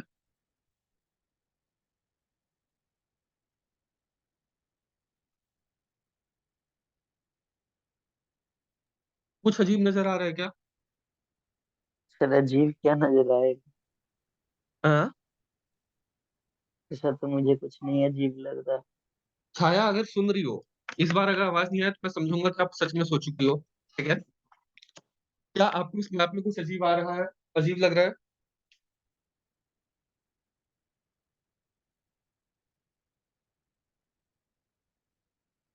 एरिया, एरिया क्या? क्या अजीब लग रहा है एरिया? फिगर बोलो।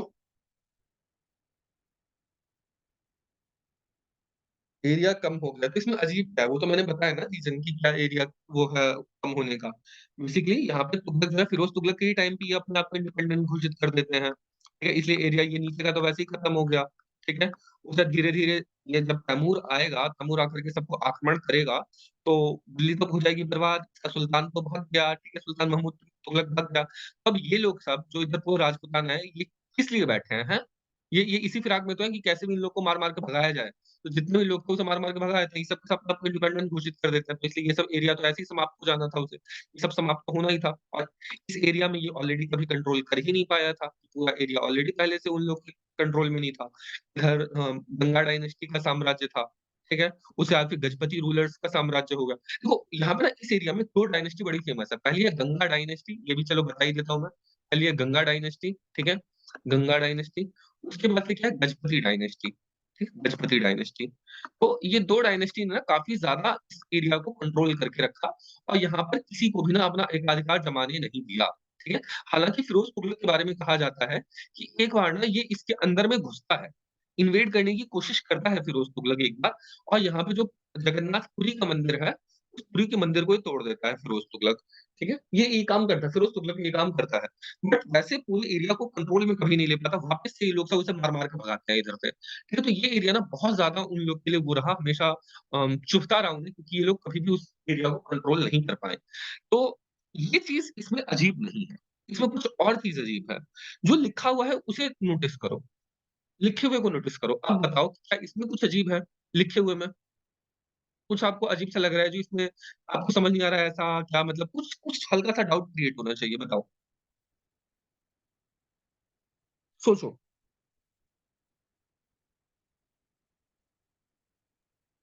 सर 1414 से लेके डायरेक्ट 1451 आ गया। चौदह सौ एग्ज़ैक्टली, इक्यावन एग्ज़ैक्टली, एग्ज़ैक्टली। अब देखो यहाँ पे ना इतना लंबा टाइम पीरियड, अगर 2-4 साल होता तो हम उसे इग्नोर कर सकते थे। तो 14 से 14, ठीक है? इसका मतलब 14 से 6 साल वो हो गया, बीच में उस आके 30, 36, 37, 36-37 साल के लगभग का बीच में गैप है। इन 36-37 सालों में क्या हुआ, ठीक है? हम लोगों ने इसमें मैप में क्यों नहीं देख सकता? क्यों नहीं हम लोगों ने इसके बारे में चर्चा की? ये अजीब है, ठीक है? कम हो गया गैप। ओके, ओके, ओके, ठीक है। इसलिए यहाँ 36-37 साल का टाइम पीरियड में क्या हुआ, ये हमें क्यों नहीं हम इसे पढ़ रहे, ये चीज़ हमें थोड़ा-सा पता होना चाहिए। देखो क्या होता है कि जब ये राजा छोड़ कर के भाग जाता है इधर से, ठीक है? महमूद तुगलक भाग जाता है, तो इसका ना एक वज़ीर होता है, ठीक है? बेसिकली क्या कहते हैं, इसका वही सेनापति टाइप होता है, मलिक सरावर नाम का, मलिक सरावर, ठीक है? मलिक सरावर नाम का इसका एक होता है, इसी के तुगलक डायनेस्टी में ही ये अपने आप को इंडिपेंडेंट घोषित कर लेता है। मलिक सरावर अपने आप को इंडिपेंडेंट घोषित कर लेता है और ये मलिक सरावर जो है, ये बेसिकली अपने आप को इंडिपेंडेंट घोषित कर लिया और इसने क्या किया, यूपी में जाकर के अपना बस गया, ठीक है? यूपी के जौनपुर में जाकर के ये बस गया। अब देखो तैमूर आके आके अटैक किया है, ठीक है? अब दिल्ली तो बची नहीं है, ठीक है? दिल्ली तो बची नहीं है, दिल्ली तो हो चुकी है बर्बाद। लेकिन अब क्या है, ये कंट्रोल तो कोई करेगा, तो यहाँ पे क्या है, इसने अपने आप को इंडिपेंडेंट घोषित कर लिया जौनपुर ने। जौनपुर यूपी में है, यूपी ने अपने आप को घोषित कर लिया क्या, कि हम इंडिपेंडेंट हैं। जौनपुर अपने आप को घोषित कर लेता, हम इंडिपेंडेंट हैं। तो बेसिकली यहाँ पर इसका नाम क्या था? मलिक सरावर, मलिक सरावर, SARWAR। तो वहाँ पे क्या होता है, एस्टेब्लिश होता है शर्की डायनेस्टी, SHA श र शर QI शर्की, शर्की डायनेस्टी यहाँ पे एस्टेब्लिश होती है, शर्की डायनेस्टी। तो छोटे से टाइम पीरियड के लिए, कुछ समय के लिए ये शर्की डायनेस्टी एस्टेब्लिश होती है, ठीक है? इसमें आपने सुना होगा कि पद्मावत जो लिखी थी जिसने, अब बेसिकली ये पद्मावत मूवी तो आज बनी है, ठीक है? इन पद्मावत नाम की एक कहानी लिखी गई थी मलिक मोहम्मद जायसी द्वारा, ठीक है? मलिक मोहम्मद जायसी द्वारा ये कहानी लिखी गई थी। वो इसी के टाइम पे लिखी गई थी, शर्की डायनेस्टी में ही लिखी गई थी, ठीक है? अब देखो, वो कब हुआ था? पद्मावत मूवी खिलजी, अलाउद्दीन खिलजी के टाइम पे हुआ है। इसके कितने टाइम बाद जा करके मलिक मोहम्मद जायसी ने ये काम लिखा है, ठीक है? मलिक मोहम्मद जायसी ने लिखा है और वो भी इसके टाइम पे भी इसने नहीं लिखा बेसिकली, उसके भी बाद इसने लिखा है। मलिक मोहम्मद जायसी ने उसके भी, मतलब इसी जगह पे लिखा है, बेसिकली जौनपुर में लिखा है, बेसिकली इस टाइम पे नहीं लिखा, जौनपुर में लिखा है और बहुत टाइम बाद इसने लिखा है, लगभग 300-400 साल के बाद लिखा है वो, ठीक है? जो बेसिकली अल्टीमेटली शर्की डायनेस्टी आती है, कुछ समय के लिए ये राज करती है, जौनपुर में अपना ये बनाती है और ये जौनपुर में ये एस्टेब्लिश करने के 400 साल बाद लगभग मलिक मोहम्मद जायसी अपना वो करता है और यहाँ पे बेसिकली बहलोल लोदी आता है और इसे आकर के समाप्त कर देता है। तो बहलोल लोदी, यहाँ पे लोदी डायनेस्टी को यहाँ पे एस्टेब्लिश करने वाला बहलोल लोदी है, वो आकर के इसे क्या कर दिया, फिस समाप्त, ठीक है?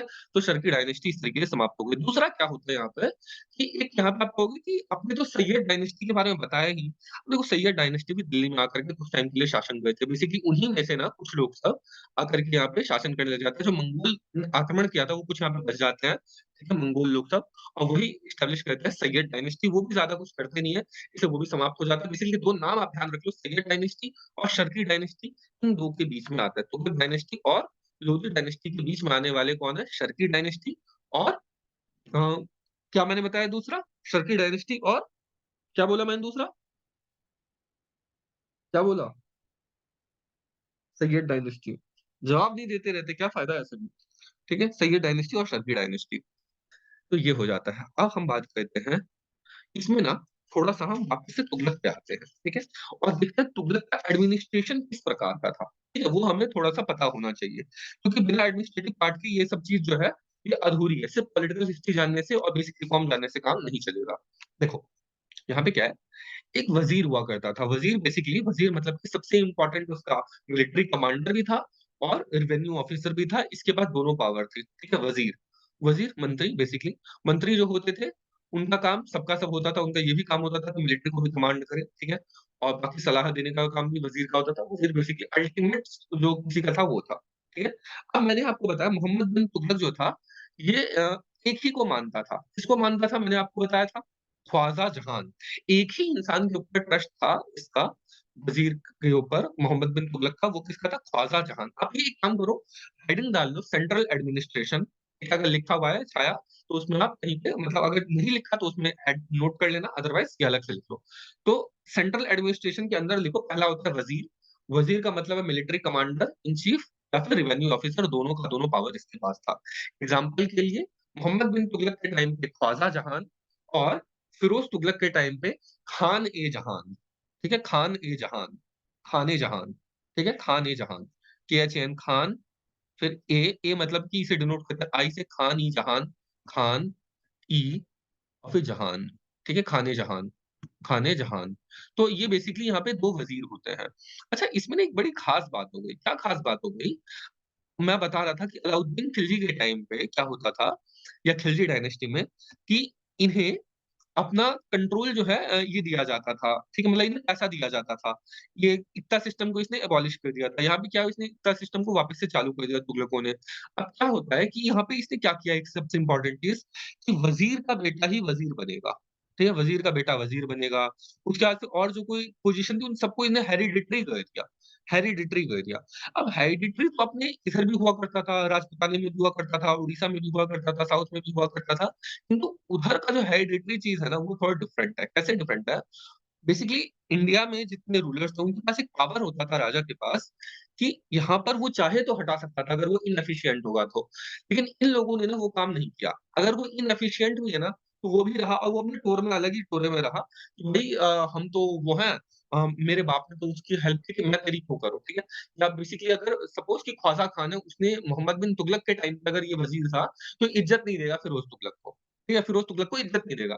तो बेसिकली जब आपको इज़्ज़त ना दे कोई, तो फिर आपका हेरिडिटरी जो है वो खतरनाक बन जाता है, तो आपको हेरिडिटरी नहीं रखना चाहिए। तो इस चलते ये जो है, ये किसी काम का नहीं हुआ। तो ये बेसिकली एक इसका ये था कि हेरिडिटरी हो चुका है। क्या? जितने पोस्ट हैं, वज़ीर हो गए, दीवान-ए-अर्ज़ हो गए, अभी हम वो सब बात करेंगे, वो सब हेरिडिटरी पोस्ट हो गया था। दूसरा मैंने आपको बताया कि फिरोज़ तुगलक के टाइम पे खान-ए-जहान था, ठीक है, वज़ीर। खान-ए-जहान एक तेलंग ब्राह्मण था, ठीक है? वो तेलंग ब्राह्मण था और ये कन्वर्ट हो गया था और ये फिर इसका वज़ीर बना। अब वज़ीर बनने के बाद ये क्या करेगा? मार-काट मचाएगा, ठीक है? बेसिकली ना जो कोई भी कन्वर्ट होकर के गया ना, उसने बहुत मार-काट मचाई है। चाहे वो मलिक कफूर के बारे में हम लोगों ने बात किया हो, अलाउद्दीन खिलजी को पूरे साउथ तक में ले जाने का काम उसने किया था मलिक कफूर ने, चाहे ये अब जो है तेलंग ब्राह्मण जो कन्वर्ट हुआ था ये खान-ए-जहाँ, ठीक है? ये सब का सब तो बेसिकली बहुत ज़्यादा मार-काट मचाते हैं। ऑलराइट। दूसरा आता है, लिखो दूसरे नंबर पे दीवान-ए-अर्ज़, दीवान-ए-अर्ज़। ये बेसिकली क्या है वज़ीर के अंडर में मिलिट्री डिपार्टमेंट है, ठीक है? अब देखो वैसे मिलिट्री का डायरेक्ट कंट्रोल किसके पास है? वज़ीर के पास, लेकिन मिलिट्री में बहुत सारे काम होते हैं, खाना पहुँचाना, रसद पहुँचाना, उनके देखभाल करने के लिए सब चीज़ की व्यवस्था करना उनके लिए आर्म्स एंड एमोल्यूमेंट्स जो वो तैयार करना, हथियार सप्लाई करने, ये सब काम जो है, ये सब देखने का काम होता था दीवान-ए-अर्ज़ का। दीवान-ए-अर्ज़, DIWN दीवान-ए मतलब IARZ अर्ज़, दीवान-ए-अर्ज़, ठीक है? इसके हेड को कहा करते थे अरीज़-ए-मामलिक, अरीज़ अरीज़, ठीक है? ए अरीज़-ए-मामलिक, अरीज़-ए-मामलिक, ठीक है? अरीज़-ए-मामलिक, अरीज़-ए-मामलिक। इसके हेड को कहा करते थे, ठीक है? ये इसके हेड को कहा करते थे क्या? अज़ीज़-ए-मामलिक, ठीक है? ये इन लोगों ने दीवान-ए-अर्ज़ का कांसेप्ट लिया था सल्जूक एम्पायर से। अब सल्जूक एम्पायर मैंने बताया था कौन-सा था, ठीक है? जब यहाँ पे अब ये मंगोलों का शासन हो गया, तो मंगोलियों से पहले ये कौन थे? सल्जूक लोग थे, ठीक है? सल्जूक लोग थे, ये मैंने आपको बताया था। या नहीं देखा शायद, तो आप पिछली वीडियो देख लेना। नहीं, आपने शायद देखा था पिछले हाँ, देखा था, आपने ये वीडियो देख रखा है। अब वो क्लियर होगा, ऑलराइट। नहीं क्लियर है तो आप मेरी पहली वीडियो देख लेना, उसमें सब कुछ ये सब डिटेल में बताया था, सल्जूक एम्पायर क्या था, बाकी एम्पायर सब क्या-क्या थे, ठीक है? इसे इंट्रोड्यूस किया था दीवान-ए-अर्ज़ को सबसे पहले बलबन ने। ठीक है? मतलब मैंने आपको कहा पहला नंबर वज़ीर डालो, उसमें जो मैंने पॉइंट बताए थे वो लिखो। दूसरा नंबर पे डालो दीवान-ए-अर्ज़ जिसको कि कहा जाता है मिलिट्री डिपार्टमेंट जो कि नेक्स्ट टू वज़ीर है, जिसका कि हेड है अरीज़-ए-मामलिक। उसे सबसे पहले ये इस कांसेप्ट कहाँ से लिया था? सल्जूक एम्पायर से और इसे इंट्रोड्यूस किसने किया था? तो बलबन ने। बलबन इंट्रोड्यूस्ड ऐसे लिख दो, ठीक है? उसके बाद फिर है दीवान-ए-रिसालत, तीसरा है दीवान-ए-रिसालत। दीवान-ए-रिसालत क्या है? रिसालत। ठीक है? रिसालत क्या है? हम कहते हैं ना कि भाई अगर तुम किसी चीज़ में ज़्यादा कट्टर होगे, तो तुम रसातल में चले जाओगे, है ना? रसातल में पहुँचा दूँगा तुम्हें। रसातल मतलब कि नीचे पहुँचा देना, ठीक है? बेसिकली ये क्या है? दीवान-ए-रिसालत बेसिकली रिलीजियस मैटर का ये है क्या? डिपार्टमेंट रिलीजियस मैटर का, ठीक है? रिलीजियस मैटर का डिपार्टमेंट क्या है? दीवान-ए-रिसालत रिसालत।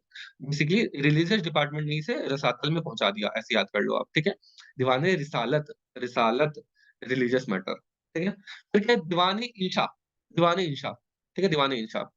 तो इंशाअल्लाह हम इसे अपने फॉरेन अफेयर्स को बहुत अच्छा करेंगे। जैसे आज हमारे डॉक्टर एस जयशंकर हैं, उन्हीं की तरह हम आगे बढ़ाते जाएँगे इंशाअल्लाह, इंशाअल्लाह हम ये काम करेंगे। तो दीवाने इंशा क्या है? कॉरेस्पोंडेंस की मिनिस्ट्री, कॉरेस्पोंडेंस इधर-उधर जो बाहर का सब दूसरे देशों के साथ जो अपने संबंध स्थापित करने का काम है, कॉरेस्पोंडेंस का काम है, वो कौन देखेगी? दीवाने इंशा। दूसरा इसका काम क्या है? कम्युनिकेशन को एस्टेब्लिश करना। बेसिकली पूरे कम्युनिकेशन का काम क्या कौन करता है? दीवाने इंशा, इंशाअल्लाह। इंशाअल्लाह हम पूरे स्ट्रॉन्ग कर देंगे सबको। अच्छा, छाया को पता होना चाहिए कल मैंने कलमा पढ़ लिया था तो अब मैं भी इस्लाम कबूल कर चुका हूँ, ठीक है? Alright, alright. तो अब क्या है एक टर्म आता है बारिद, बारिद लिखो B-A-R-I-D एक टर्म आता है बारिद। ये क्या होता है ये लिखो B-A-R-I-D बारिद। बारिद बेसिकली रहता है इंटेलिजेंस एजेंट्स। जैसे आज अपना आईबी है, ठीक है? आईबी है, इंटेलिजेंस ब्यूरो, ठीक है? जैसे और भी अपने वो सब है, ग्रुप सब है, वैसे ही इनका होता था बारिद। ठीक है? बारिद, इंटेलिजेंस एजेंट। अब आपको पूछो कि हैं, उनके पास दिमाग भी था, उनके पास से दिमाग भी बरामद हुआ है। उनके पास से दिमाग भी बरामद हुआ था कि इंटेलिजेंस ऑफिसर के पास, क्योंकि वो विश्वास नहीं होगा कि हैं, वो सच में दिमाग वाले थे भी क्या? वो तो खाली लड़ना जानते थे, दिमाग तो था नहीं उनके पास। ऐसा याद करने के लिए कह रहा हूँ, तो बारिद, बारिद इंटेलिजेंस एजेंट, ठीक है? फिर है वकील-ए-दर, वकील-ए-दर। देखो वकील WHIL वकील, वकील-ए-दर, वकील-ए-दर, वकील-ए-दर। बेसिकली दर मतलब क्या होता है? भर दो झोली मेरी या मोहम्मद, लौट करके मैं जाऊँ ना खाली। वो वहाँ पे एक शब्द का प्रयोग होता है दर का, ठीक है? तेरे दर पे आया है, ऐसे करके मुझे याद नहीं एग्ज़ैक्टली लाइन। दर का प्रयोग मतलब कि जगह पे, स्थान पे, ठीक है? स्थान पे। अब क्या कहते हैं दरगाह, दरगाह कहते हैं, है ना? दरगाह आपने सुना होगा कि निज़ामुद्दीन औलिया की दरगाह पे, मोइनुद्दीन चिश्ती की दरगाह पे। तो दरगाह क्या है? स्थान, स्थान, दर कहते हैं स्थान को। तो वकील-ए-दर बेसिकली जो तुगलक डायनेस्टी है, इसका जो महल था, महल को कहा गया दर बेसिकली, ठीक है? तो इसके अंदर का जो कुछ भी है चलने का काम, बेसिकली जो पूरा इंचार्ज होगा उसका वो कौन होगा? वकील-ए-दर, दर का वकील। वकील मतलब कि उसे वो करने वाला। तो in charge of household of emperor, ये जो एम्परर है उसके हाउसहोल्ड का इंचार्ज कौन होगा? वकील-ए-दर। अच्छा, इसमें हाउसहोल्ड का मतलब ये मत समझ लेना कि उसके हरम में रहने वाली लेडीज़ का वो इंचार्ज होगा सिर्फ या फिर और भी बाकी लोग का इंचार्ज होगा। बेसिकली क्या होता था, पूरे पैलेस का इंचार्ज बेसिकली हुआ करता था। मतलब कि अब जैसे आपने सुना होगा कि अगर कोई कभी सुल्तान आता है तो क्या कहता है कि शेर-ए-जहां, ये पूरे दुनिया के सुल्तान, अकबर बादशाह महान, इसके क्राउन पधार रहे हैं, ऐसे करके जो पूरा वो होता था ना, तो सब कुछ को एस्टेब्लिश करने वाला, सब लिखने वाला कौन होता था? वकील-ए-दर। साथ ही अब अगर मान लो यहाँ पे चला कोई स सभा बैठी है, ठीक है? सभा में सबसे पहले सबसे इम्पोर्टेंट आदमी आएगा अपनी बात को लेकर के, यानी कि सबसे पहले व बाकी जो वज़ीर है वो कुछ बोलेगा, वज़ीर के बाद उसके बाद के लोग बोलेंगे। बेसिकली वो सब जो तैयार करने का है ना कि पहले कौन, उसके बाद कौन, उसके बाद कौन, ये या फिर सबसे ऊँची जगह पे कौन बैठेगा, सबसे आगे कौन बैठेगा, उसके पीछे कौन बैठेगा। बेसिकली जो पोज़ीशन तैयार करने का हुआ, ठीक है? बेसिकली सारा काम तो राजा खुद करेगा नहीं, सुल्तान खुद करेगा नहीं, तो सबको उसके ओहदे की औकात याद दिलाने का काम बेसिकली किसका होता था? वकील-ए-दर, ये वकीलों की तरह काम किया करता था, ठीक है? वकील-ए-दर, दर का वकील, ठीक है? तो वकील-ए-दर हुआ करता था। ये आपको समझ आ गया वकील-ए-दर कौन है? बहुत ज़्यादा डिटेल में मैंने आपको समझाया है। ये इसका था क्या सेंट्रल एडमिनिस्ट्रेशन, सेंट्रल एडमिनिस्ट्रेशन इसका इस हिसाब से चलता था। क्लियर है? क्लियर है? यस। ठीक है। दूसरा हेडिंग डालो लोकल एडमिनिस्ट्रेशन। ये ख़ैर मैंने आपको कल बता दिया था, पर इसे एक बार फिर से लिख लो लोकल एडमिनिस्ट्रेशन। देखो इसमें क्या है मैंने आपको कहा था कि ये ना राज्यों को अलग-अलग प्रोविंसेस में डिवाइड कर देते थे। जैसे कि क्या कहते थे इक्ता, ठीक है? इक्ता कहते थे इसे। तो सपोज़ ये मैं आपको डिवाइड करके दिखा रहा हूँ, सपोज़ ये सब ना कई सारे इक्ता बन चुके हैं, ठीक है? ये बेसिकली 1, 2, 3, 4, 5, 6, 7, 8 मैंने यहाँ पे इक्ता बना दिया। तो सबसे बड़ा क्या था इक्ता। इक्ता के अंडर में आया करता था आपका क्या? इक्ता के अंडर में आता था सूबा, ठीक है? बेसिकली इक्ता के अंदर में आता था शिक, शिक कहते हैं उसे, ठीक है? और उसी को सूबा वगैरह भी कहते हैं। तो बेसिकली इक्ता के अंदर लिखो शिक, ठीक है? शिक शिक कहें और शिक के अंदर में आता है परगना, ठीक है? परगना, के अंदर में क्या आता है? परगना। तो बेसिकली सबसे पहले लिखो क्या? सबसे पहले लिखो आप अपना क्या? इक्ता, ठीक है? इक्ता, इक्ता के बाद लिखो क्या शिक, उसके बाद फिर क्या लिखो परगना, परगना, ठीक है? बंगाल परगना का आपने नाम सुना होगा, बंगाल परगने में था, याद है आपको जहाँ पे नक्सल जो वो था हंगामा जो कि बढ़ा था नक्सलबाड़ी, उसको परगना कौन-सा परगना कहते थे? मॉडर्न हिस्ट्री में नाम सुना है, मुझे अभी ध्यान नहीं आ रहा। कोई बड़ा परगना कोई बड़ा फेमस है। कौन-सा परगना फेमस है?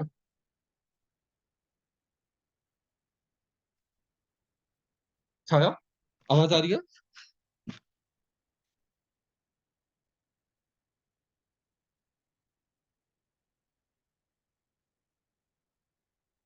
ध्यान नहीं है अभी, मुझे भी अभी ध्यान नहीं आ रहा, ठीक है? बेसिकली परगना ये सबसे छोटी यूनिट हुआ करती थी, ठीक है? तो इक्ताशिक परगना, अच्छा एक परगना का जो परगना का हेड है उसे कहा जाता था अमील।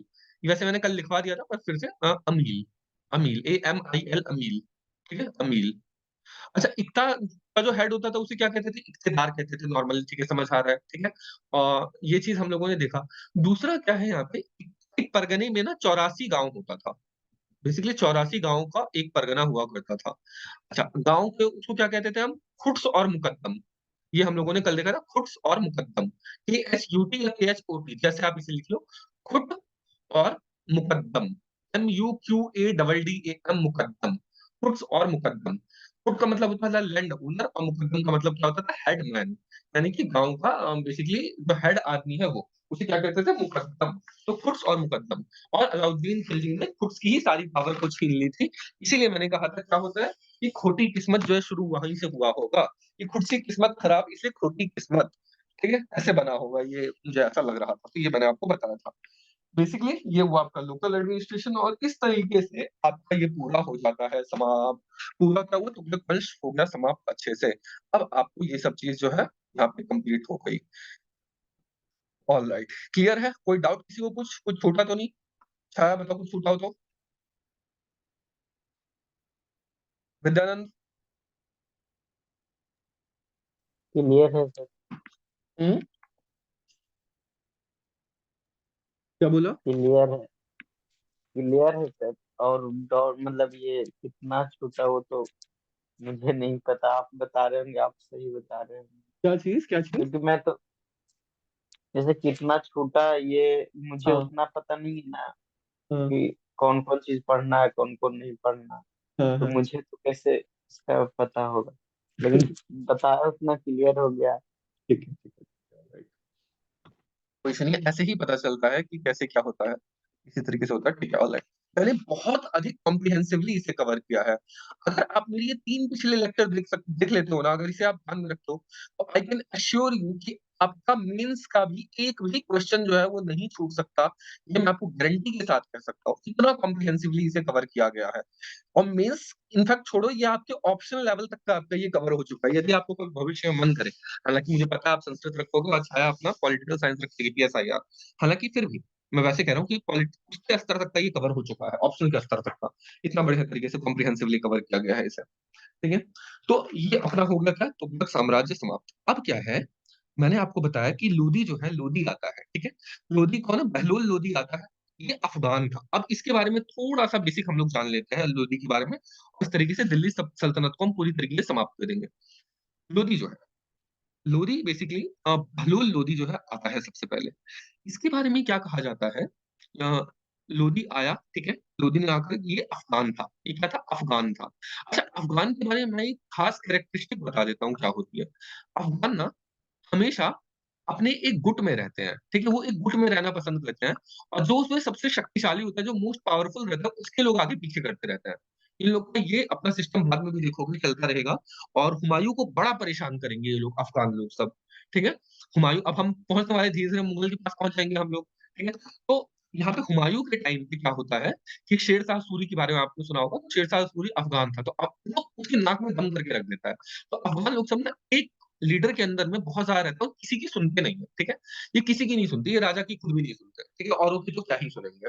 तो बेसिकली बहलोल लोदी जो है ये अफ़गान था और इसको अफ़गान लोग सब सपोर्ट करते हैं बहुत ज़्यादा। तो ये क्या करता है, ये बहलोल लोदी जो है पहली बात तो ये सैयद डायनेस्टी को हटाता है, ये मैंने आपको बता दिया, ठीक है? उस आगे चरखी को भी इसने हरा दिया, सब कुछ कर दिया, सबको खत्म कर दिया।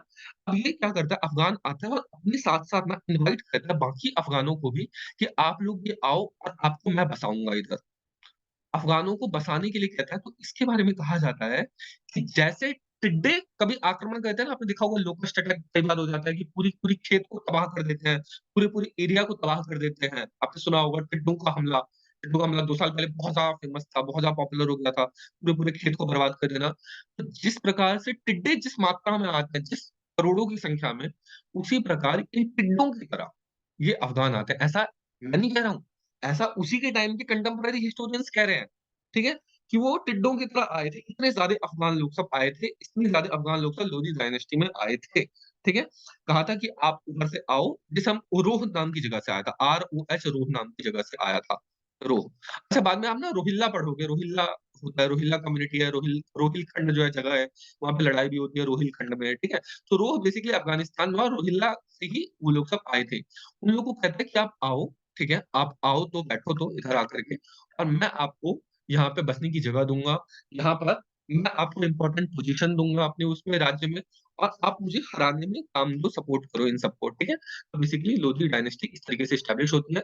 लेकिन धीरे-धीरे लोधी जो है वो क्या करता है, सोचता है कि भाई मैं अपना कंट्रोल करूँ, लेकिन मैंने आपको क्या बताया कि अफ़गान लोग से ज़्यादा किसी की कंट्रोल की माँगते नहीं है, वो अपने राजा की भी ज़्यादा नहीं सुनते, ठीक है? आपने सुना होगा कि अफ़गानिस्तान जो है ना, आज का अफ़गानिस्तान का एरिया, उसे कहा जाता है ग्रेवयार्ड ऑफ एम्पायर। देखिए, ग्रेवयार्ड ऑफ एम्पायर आपने सुना होगा, कहा जाता है, नहीं सुना तो आप जान लो, ग्रेवयार्ड ऑफ एम्पायर कहा जाता है किसे? अफ़गानिस्तान को। बेसिकली जितने साम्राज्य आए ना, यहाँ पे आके सब के सब समाप्त हो गए, ठीक है? सबके सब की कब्र यहाँ पे फूटती है। अफ़गानिस्तान में जो भी आता है, सबकी यहाँ पे कब्र फूटती है, ठीक है? तो इसे कहा जाता है कि बड़े-बड़े एम्पायर्स के ग्रेवयार्ड है ये। अमेरिका ने यहाँ पे आने की कोशिश की, अमेरिका की ऐसी-तैसी हो गई, ठीक है? यूएसए की ऐसी-तैसी हो गई। रशिया आया, रशिया की ऐसी-तैसी हो गई। कोई भी यहाँ पे अपना कंट्रोल नहीं जमा पाया, ठीक है? अब यहाँ पे देखो जो सिकंदर आया था, अलेक्जेंडर, वो यहाँ पर आया, अफ़गानिस्तान तक आया, यहाँ पर बात उसकी ऐसी-तैसी हो गई, वो झेलम नदी को पार नहीं कर पाया और यहाँ पे मर गया, ठीक है? इसीलिए पाकिस्तान में आता है, बट एरिया ये वही है। तो ग्रेवयार्ड ऑफ एम्पायर, सब एम्पायर का ग्रेवयार्ड है, सबके यहाँ पे कब्र पुतती है। इस ग्रेवयार्ड ऑफ एम्पायर को ना, एक रूलर है जिसने कि बहुत बुरी तरीके से मारा था, वहाँ पे कंट्रोल अपना किया था। आप जानते हो वो कौन था? जानते हो?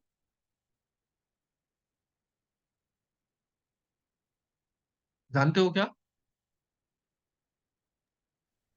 नहीं। नहीं जानते। अकबर के टाइम पे मान सिंह का नाम सुना होगा। मान सिंह ने इसकी ऐसी-तैसी की थी अफ़गानों की और अफ़गानों को बहुत बुरी तरीके से जाकर के मार के आया था, वहाँ पे अपना पूरा कंट्रोल किया था मान सिंह ने। तो ये बेसिकली मान सिंह की अचीवमेंट है कि जिसे कोई कंट्रोल नहीं कर पाते थे अफ़गानों को, उस अफ़गान को कंट्रोल करने का काम किसने किया? तो मान सिंह ने कंट्रोल किया, ठीक है? उससे पहले वरना अगर देखो मैंने आपको क्या कहा था, तैमूर वगैरह भी आया, उसने भी इसके ऊपर कंट्रोल किया इधर अफ़गानिस्तान पे, बाकी उससे पहले मैंने कहा ख़ारिज़म एम्पायर भी आ चुका था, बढ़ चुका था। किंतु उन सब में ना कंट्रोल अफ़गानों का ही रहा था। मतलब मैंने क्या कहा अब जैसे ये जो मैंने कहा था क्या नाम है बेसिकली इधर जो मैंने आपको कहा था ये खिलजी वगैरह सब, ठीक है? खिलजी वगैरह कौन थे? ये लोग अफ़गान ही तो थे शायद? नहीं ये टर्की थे, टर्किश थे ये लोग, अफ़गान नहीं थे, ये टर्किश थे। बेसिकली यहाँ पे अफ़गानों का बहुत बड़ा रोल था, तो अफ़गान के बिना ये लोग कुछ नहीं कर पाते थे। तो कंट्रोल अफ़गानों का ही रहा था, भले साम्राज्य किसी का हो जाए। तो मान सिंह ने उनके कंट्रोल को समाप्त किया था, अफ़गानों के कंट्रोल को। खैर वो आगे हम लोग पढ़ेंगे। अभी हम लोग देखते हैं लोधी डायनेस्टी को, बहुत छोटा-सा है। ये मैंने देखा।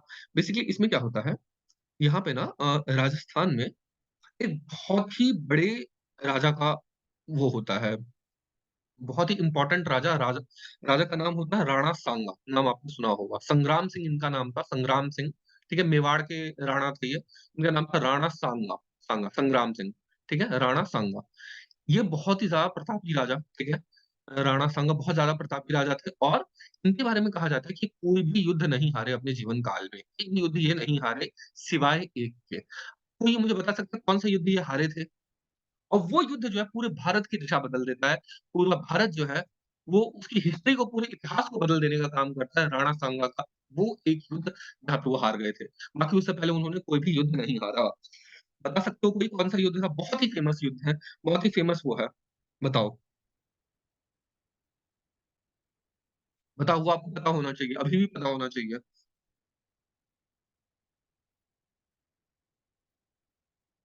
बताओ, बताओ, बताओ। सब पता होगा बट ध्यान नहीं आ रहा है कि मतलब जैसे बताएंगे तो लगेगा कंफर्म नहीं है, मतलब हाँ, मुझे पता नहीं है कि यही होगा। हाँ, हाँ, हाँ।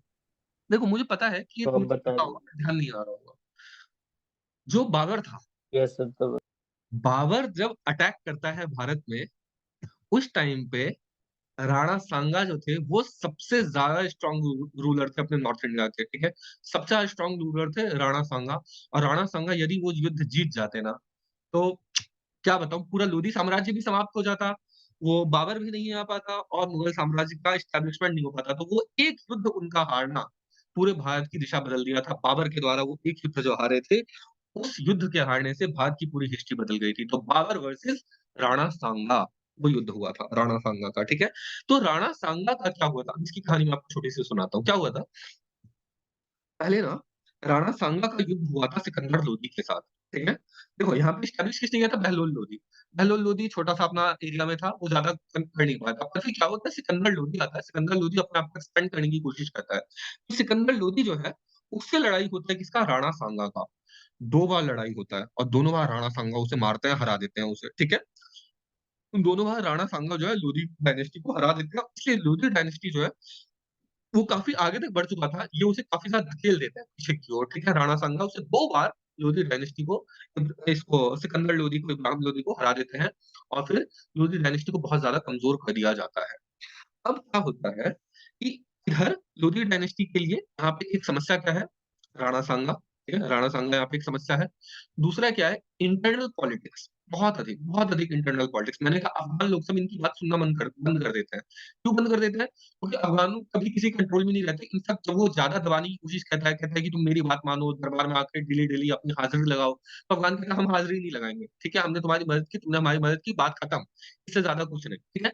तो अफ़गान लोग सब जो है, वो लोग इनकी बात मानने से मना कर देते हैं, तो लोधी डायनेस्टी को एक खतरा हुआ। तीसरा खतरा क्या था? बाबर। बाबर बहुत बड़ा खतरा उभर करके आ रहा था, ठीक है?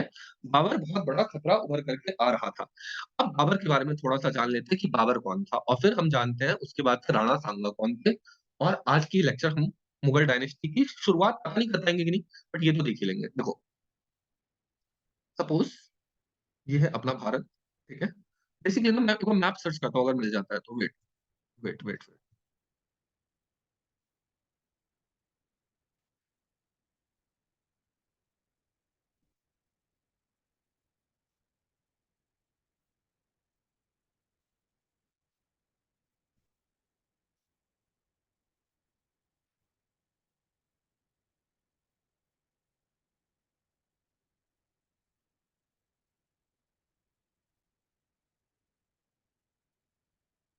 कोई बहुत अच्छा मैप तो दे नहीं रखा। ठीक है, देख लो, यहीं पे देख लो, कोई बात नहीं।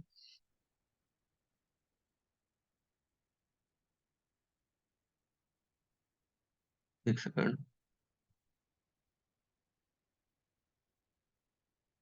ये देखो, ये मैप आपको शो हो रहा होगा, ठीक है? यहाँ पे क्या है, ये आपका उज़्बेकिस्तान है इधर, ठीक है? उज़्बेकिस्तान है आपका इधर। बेसिकली एक काम करते हैं हम ना, उज़्बेकिस्तान का मैप खोल लेते हैं, रुक जाओ। उज़्बेकिस्तान मुझे आपको दिखाना है।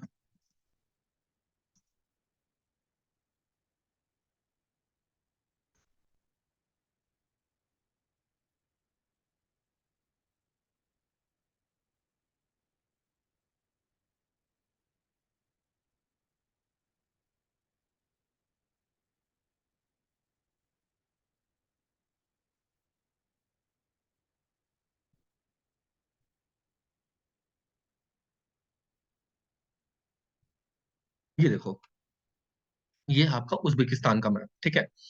उज़्बेकिस्तान आपको दिख रहा है ये, यहाँ पर ना बाबर का जन्म होता है, उज़्बेकिस्तान में, ठीक है? उ उर उज़्बेकिस्तान में क्या है, 2 जगह है, एक है समरकंद और एक है फरगाना, ठीक है? समरकंद और फरगाना। यहाँ पे फरगाना ये है, आपको फरगाना वैली दिखाई दे रही है, ठीक है? इधर बाएँ साइड आपको क्या है, समरकंद, ठीक है? समरकंद, ये देखो यहाँ पे समरकंद, यहाँ पे लिखा हुआ आ रहा है समरकंद। मैं आपको दोबारा दिखाता हूँ। ये फरगाना है, ठीक है? और ये आपका समरकंद है, ठीक है? ये बेसिकली उज़्बेकिस्तान के पार्ट है, ठीक है? दोनों के दोनों। यहाँ पे फरगाना में बाबर का होता है जन्म, ठीक है? बाबर का जो जन्मस्थल है वो क्या है? फरगाना है, ठीक है? अब होता क्या है कि बाबर जो था, ये मंगोल का वंशज था। बेसिकली इसके अंदर तैमूर का भी खून था और चंगेज़ खान का भी खून था, दोनों का खून था इसमें। तो बेसिकली ये खून शाही खून था बेसिकली। यहाँ पे क्या होता है कि यहाँ पे न अलग-अलग शासक होते हैं। कौन-कौन से? यहाँ पे फरगाना एक अलग शासक होता है, ठीक है इधर।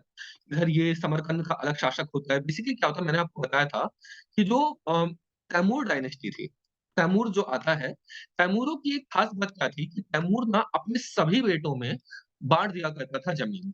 जैसे कि इससे पहले यदि हम देखें तो कुछ हिस्सों में बँटा, लेकिन तैमूर का जो रूल चलता था, तैमूर का ये था पॉलिसी कि सबको ये ज़मीन बाँट देगा, कोई इधर शासन करे, कोई उधर शासन करे, कोई उधर शासन करे।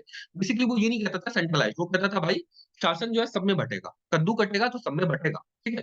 तो इसलिए ना उसके तैमूर के भी बाद बहुत सारे फ्रैक्शंस हो चुके थे उसके दोबारा से मंगोलों के। मंगोलों के बहुत सारे फ्रैक्शन हो गए थे, बहुत सारे फ्रैक्शन हो गए थे। तो उसी में यहाँ पे एक फरगाना है, एक यहाँ पे समरकंद है, ठीक है? पीछे जाओगे इधर तो यहाँ पे पर्शियन एम्पायर जो है, पर्शियन एम्पायर है, ठीक है? वो अपना अलग एम्पायर है। अब इस तरफ पर्शियन के भी इधर ना ऑटोमन एम्पायर राइज़ कर रहा है। Ottoman empire. अब आप ऑटोमन एम्पायर को ये सब चीज़ कर दो। ऑटोमन एम्पायर कौन था जिसे कि अंग्रेज़ों ने तोड़ा था, ठीक है? ऑटोमन एम्पायर यहाँ पे देखो। ये हम सपोज़ कर लेते हैं ये ऑटोमन एम्पायर है, ठीक है? ऑटोमन एम्पायर का इधर राइज़ हो रहा है ऑटोमन का, ठीक है? ऑटोमन का इधर राइज़ हो रहा है, ठीक है? होता क्या है इधर ऑटोमन के बाद इधर क्या होता है आपका पर्शियन एम्पायर, इधर पर्शियन एम्पायर होता है।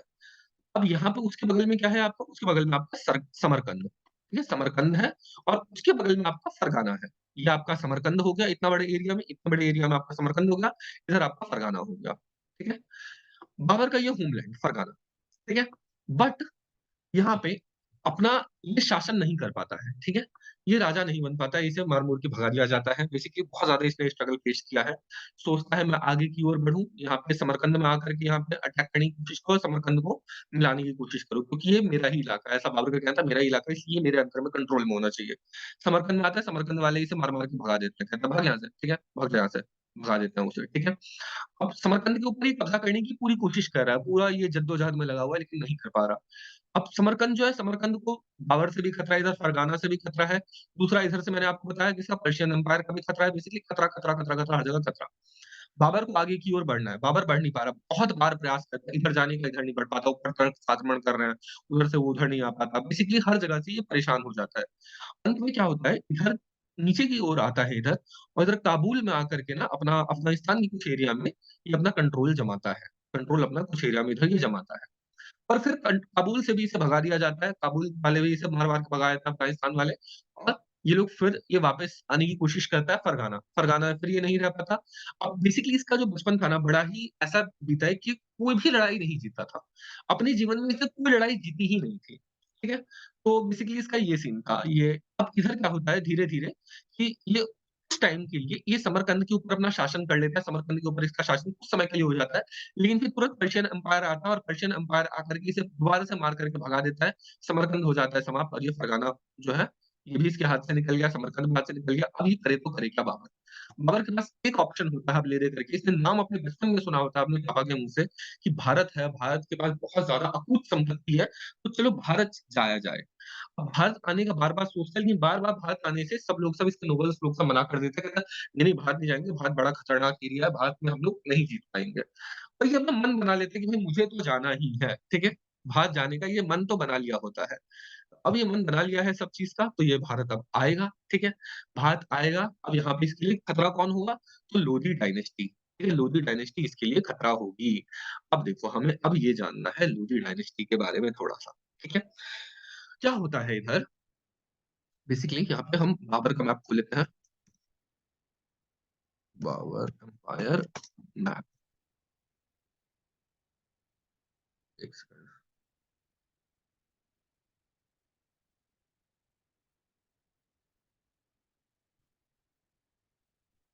ये देखो ये मुगल एम्पायर दे रखा है, ठीक है? यहाँ सब हम लोग समझने की कोशिश करेंगे बाबर को। क्या होता है? काबुल में उसका शासन हो चुका है, ठीक है? काबुल में उसका शासन किसका हो गया कुछ टाइम के लिए?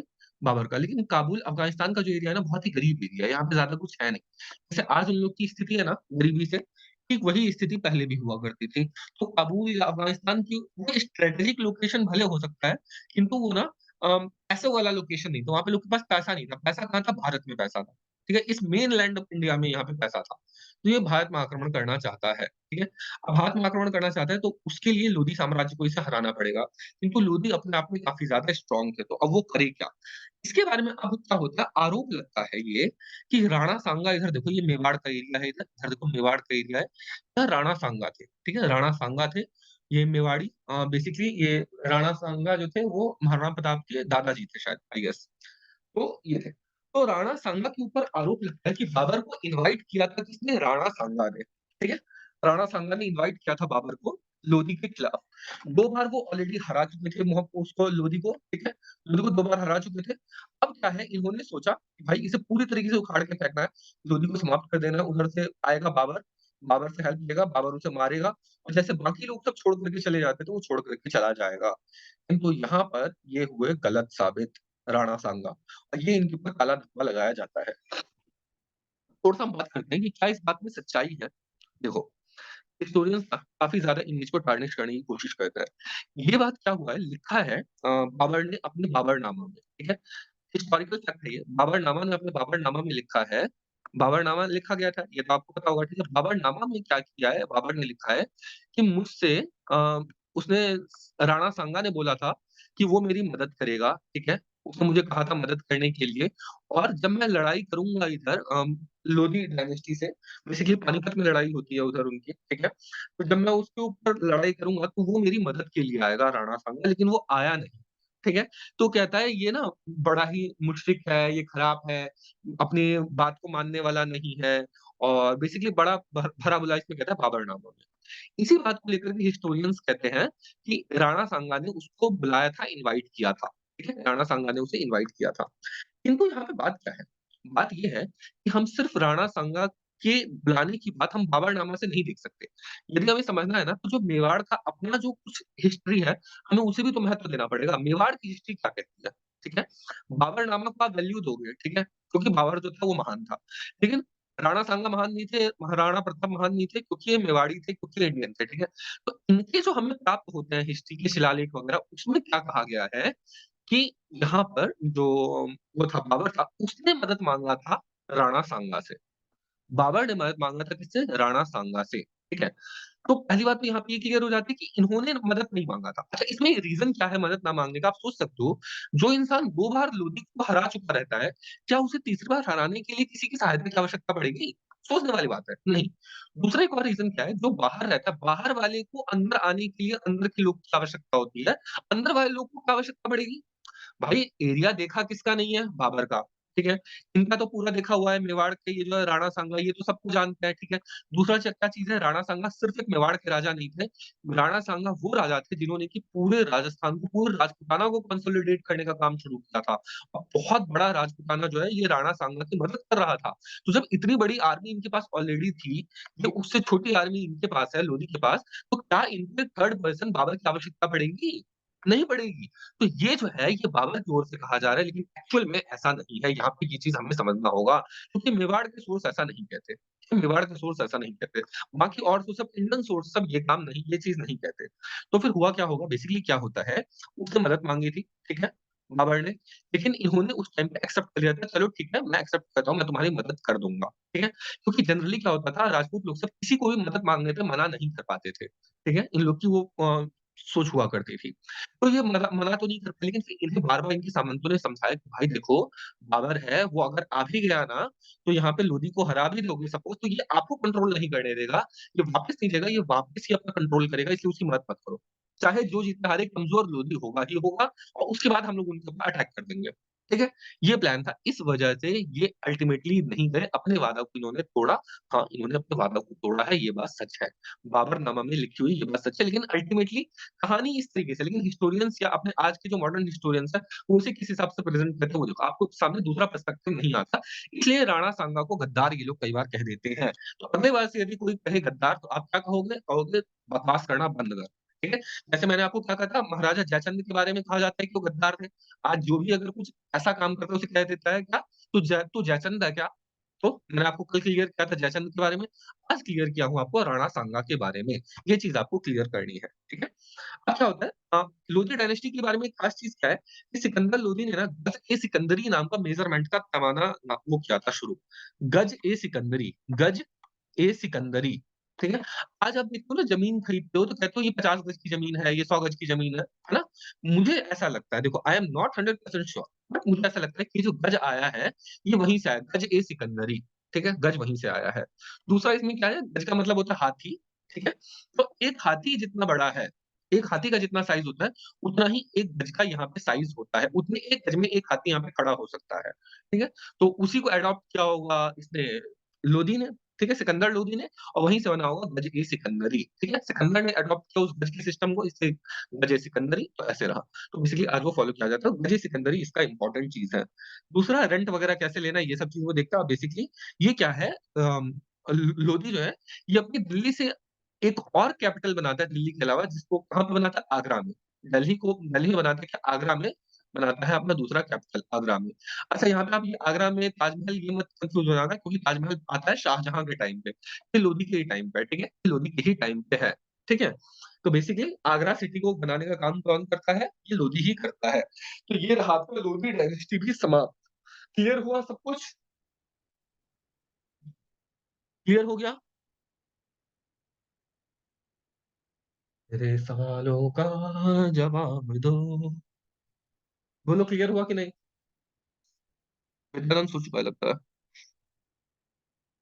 Alright, alright. अच्छा अब क्या होता है ना हम लोग आगे पढ़ेंगे बाबर को, ठीक है?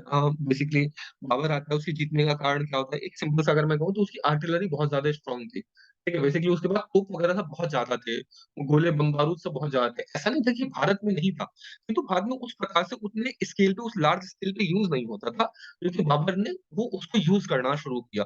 तो वहाँ पे इस वजह से वो बाबर जो है जीत जाता है और राणा सांगा हार जाते हैं इधर और ये सिकंदर लोदी भी हार जा वो सॉरी सिकंदर लोदी जो है वो हार जाता है, बहलोल लोदी हार जाता है उससे, ठीक है?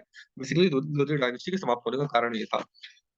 ऑलराइट, अब हम ना क्या करते हैं देखते हैं अलग-अलग एरिया में अलग-अलग जो टाइम पे रहे हैं शासन उनके बारे में, क्योंकि उनके बारे में भी थोड़ा जानना आवश्यक हो जाता है।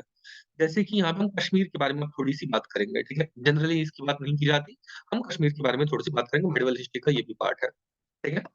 बेसिकली 1320 में मंगोलों का अटैक होता है, 1320 ईस्वी में, ठीक है? मंगोलों का अटैक हुआ। यहाँ पे क्या है, दलूचा नाम की जगह को ये लोग डिस्ट्रॉय कर देते हैं, ठीक है? अब यहाँ पे ना हम इसमें एक शासक पढ़ते हैं जिसका नाम है सिकंदर शाह। सिकंदर शाह नाम का, वो सिकंदर लोदी नहीं है, सिकंदर शाह है, ठीक है? इसका मिनिस्टर था बेसिकली सूहा भट्ट। अब आपको पता है भट्ट लोग कौन होते हैं? भट्ट लोग कौन होते हैं? ब्राह्मण होते हैं, ठीक है? सूहा भट्ट इसका मंत्री था। ठीक है? और वो कन्वर्टेड था, वो मुल्ला हो चुका था, वो मुस्लिम हो चुका था। चूहा भट्ट ने इस्लाम को स्वीकार कर लिया था और अपने आप को दिखाने के लिए कि मैं प्रॉपर एक इस्लामिक हूँ, इसने चूहा भट्ट ने और सिकंदर शाह ने मिल कर के ब्राह्मणों के ऊपर हद से ज़्यादा अत्याचार किया, ठीक है? ये इसके कब की बात है 1389 से लेकर के लिख लो 1389 से लेकर के 1413 तक की बात है ये, 1413 ईस्वी तक की बात है। मतलब कि इन लोग का सीधा-सीधा टारगेट था कि जहाँ ब्राह्मण देखो वहाँ पे उसे समाप्त कर दो, ऐसा सिस्टम था। कहते थे या तो कन्वर्ट हो जाओ या नहीं तो मारे जाओ। तो ये सिकंदर शाह और उसका कन्वर्टेड ब्राह्मण जो था, जो मुल्ला बन चुका था, वो कौन था? सूहा भट्ट।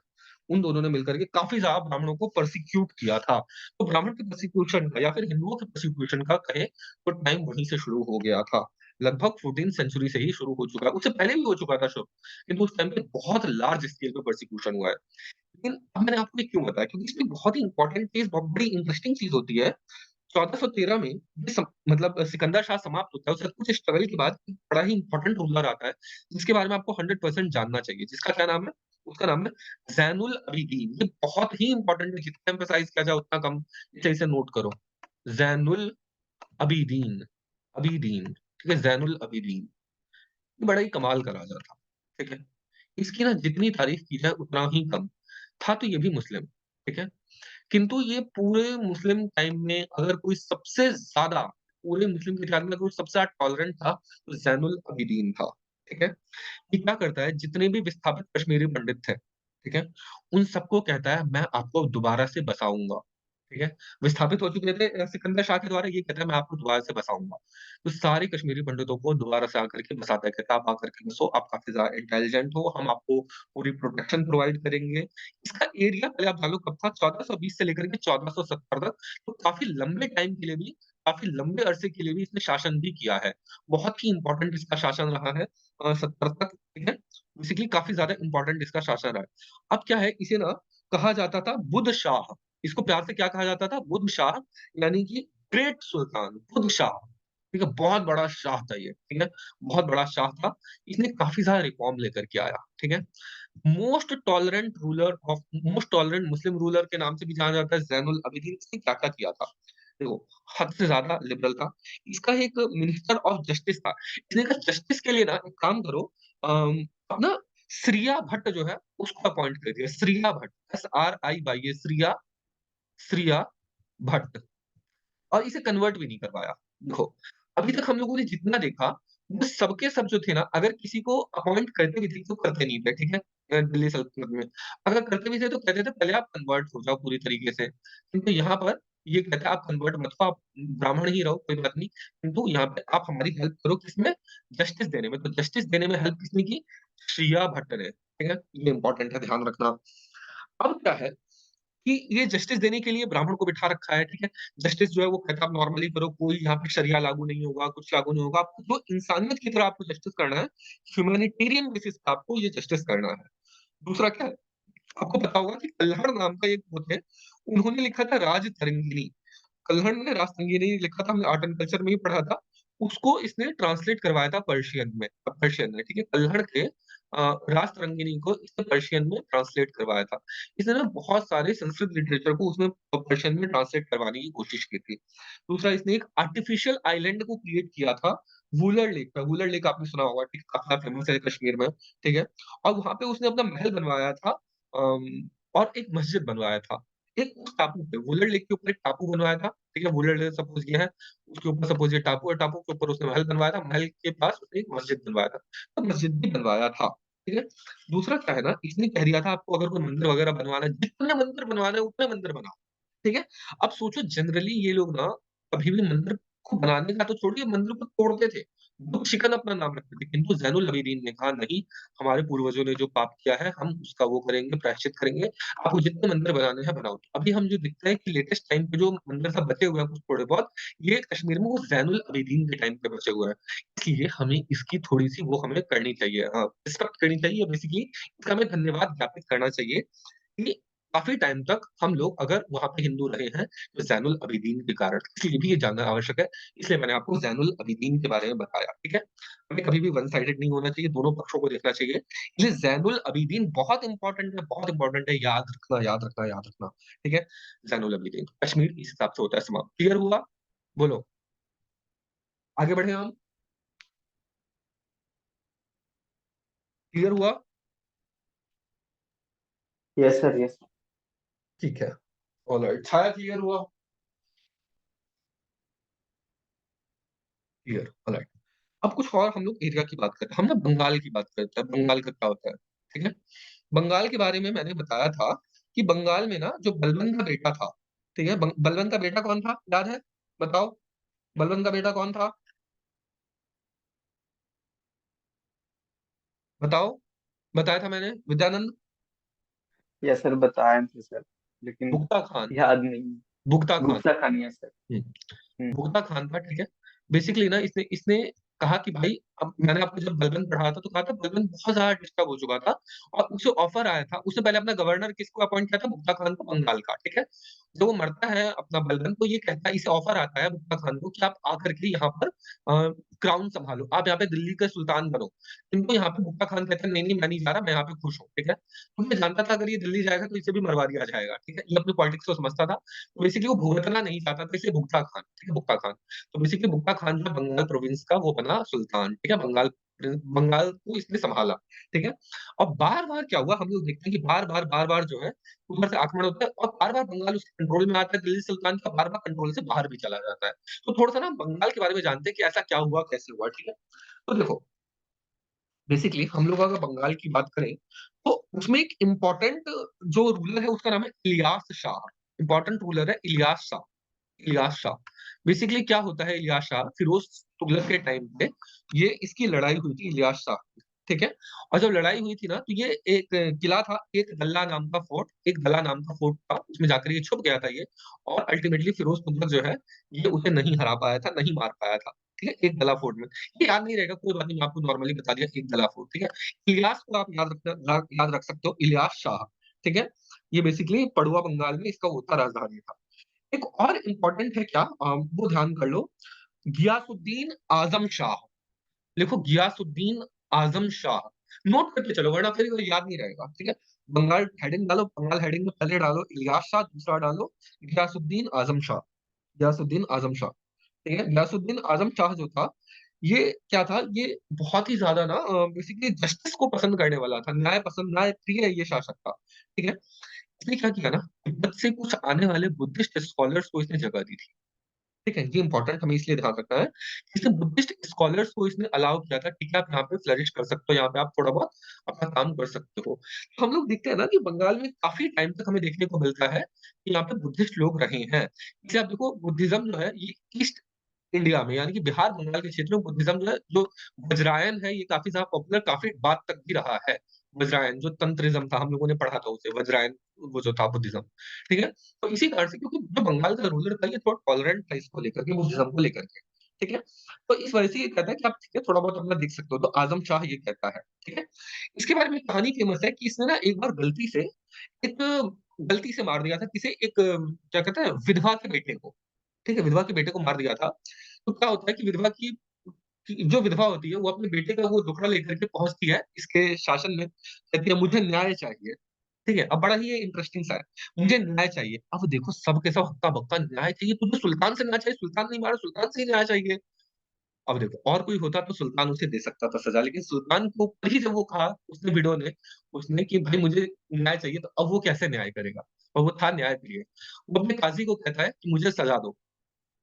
काज़ी उसे नॉर्मल सज़ा देता है कि ठीक है, आप कुछ छोटी-मोटी सज़ा देता है। फिर वो कहता है उस टाइम पे जो ये है गियासुद्दीन आज़म शाह कहता है, यदि इस टाइम पे आप मुझे अगर मृत्युदंड भी देते, मैं उसे भी सहर्ष स्वीकार करता। क्योंकि मैंने एक विधवा के बेटे को मार दिया, ये मैंने बहुत बड़ा अपराध किया, इसलिए अगर आप मुझे मृत्युदंड भी देते, तब भी मैं उसे सहर्ष स्वीकार कर लेता। तो ये इसके बारे में एक है, ठीक है?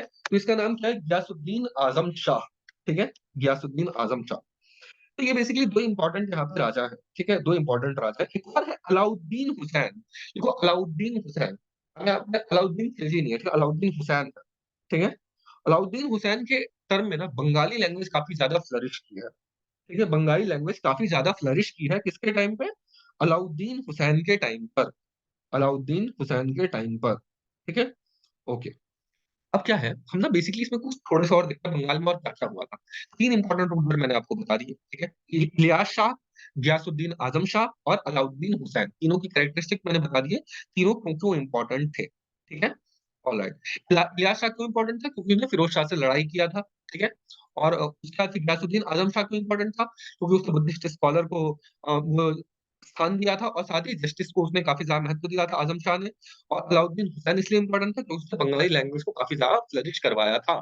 ठीक है? ये चीज़ है। यहाँ पे पर्शियन भी चलता था लेकिन बंगाली भी चलता था, हिंदी भी चलता था, बंगाली को इसने काफ़ी ज़्यादा प्रमोट किया था। तो अब इसमें क्या होता है ना, इसमें पूरे बंगाली अगर आप साम्राज्य देखोगे बार-बार अंदर आना-जाना दिल्ली सल्तनत के वो तो लगा रहा। किंतु बंगाल का ना कुछ इंडिपेंडेंस अपना बना रहता था। जैसे किस फील्ड में? अगर हम बात करें कि पोएट्री के फील्ड में एक बहुत ही इम्पोर्टेंट नाम आता है मलाधर बसु का। मालाधर बसु, मालाधर बसु। मालाधर बसु जो है इन्होंने एक लिखा था किताब कृष्ण विजय, कृष्ण विजया, कृष्ण विजया, कृष्ण विजया, कृष्ण विजया। मलाधार बसु अगर मैं आप चाहो तो लिख देता हूँ उम, मला मलाधार बसु, ठीक है? कृष्ण विजय, ठीक है? ये मैंने लिख दिया आपका मलाधर बसु, कृष्ण विजय शो हो रहा होगा आपकी स्क्रीन के ऊपर, ठीक है? ये इन्होंने लिखा था। और इसके साथ ही क्या है, कुछ ना उसमें इम्पोर्टेंट वैष्णव लोग सबका भी काफ़ी ज़्यादा प्रचार-प्रसार होता है। जैसे कि रूप गोस्वामी, सनातन गोस्वामी, ये सब नाम आपने अगर आपने चैतन्य महाप्रभु का नाम सुना होगा, तो आप इन्हें जानते होंगे, ठीक है? यदि आप इस्कॉन वगैरह से जुड़े होंगे, तब भी आप जानते होंगे। ठीक है? तो रूप गोस्वामी, सनातन गोस्वामी ये सब भी जो थे, ये सब इधर थे बंगाल के टाइम पे, ठीक है? बंगाल एम्पायर में थे। चैतन्य महाप्रभु जो है उनका राइज़ इसी टाइम पे होता है, चैतन्य महाप्रभु। और चैतन्य महाप्रभु तो आप जानते हो कि कृष्ण भगवान का अवतार माने जाते हैं, पूरा कृष्ण नाम संकीर्तन को उन्होंने काफ़ी ज़्यादा फ्लरिश किया था। भक्ति मूवमेंट में इनका बहुत बड़ा रोल था। इसलिए जगह-जगह घूम-घूम के अपना प्रसंग किया करते थे, भजन किया करते थे और पूरा कृष्णमय हो रखे थे ये, तो चैतन्य महाप्रभु ये हैं। साथ ही क्या है इसमें शंकर देव का आपने नाम सुना होगा। शंकर देव ना इधर असम के क्षेत्र में है। अहोम किंगडम में शंकर देव का उदय हुआ है, ठीक है? अहोम किंगडम जो था इधर असम के क्षेत्र में उम बेसिकली इधर जो ब्रह्मपुत्र वैली है इधर इधर यहाँ पे शंकर देव का उदय होता है, जो कि यहाँ पे असम में इधर अहोम किंगडम में वैष्णविज़्म का काफ़ी ज़्यादा प्रचार करते हैं, ठीक है? तो शंकर देव है वो, शंकर देव, ठीक है? बहुत ज़्यादा इम्पोर्टेंट है। इधर भक्ति लिटरेचर में काफ़ी ज़्यादा इनको जाना जाता है, तो इसलिए ये आपको ध्यान रखना है। तो अब इसमें एक प्रश्न ये उठता है, आप मुझे बताओ क्या प्रश्न उठता है? आपके मन में क्या डाउट आना चाहिए इन सबको लेकर के जो मैंने अभी आपको कहानी सुनाई है इतने देर, बंगाल को लेकर के, इसमें आपको एक डाउट आना चाहिए, वो क्या डाउट आना चाहिए? बताओ, पूछो। पूछो, पूछो, पूछो।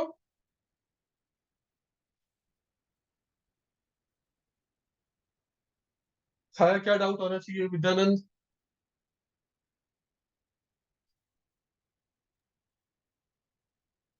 नहीं पता। छाया कोई डाउट आना चाहिए अभी जो मैंने कहानी सुनाई है उसमें?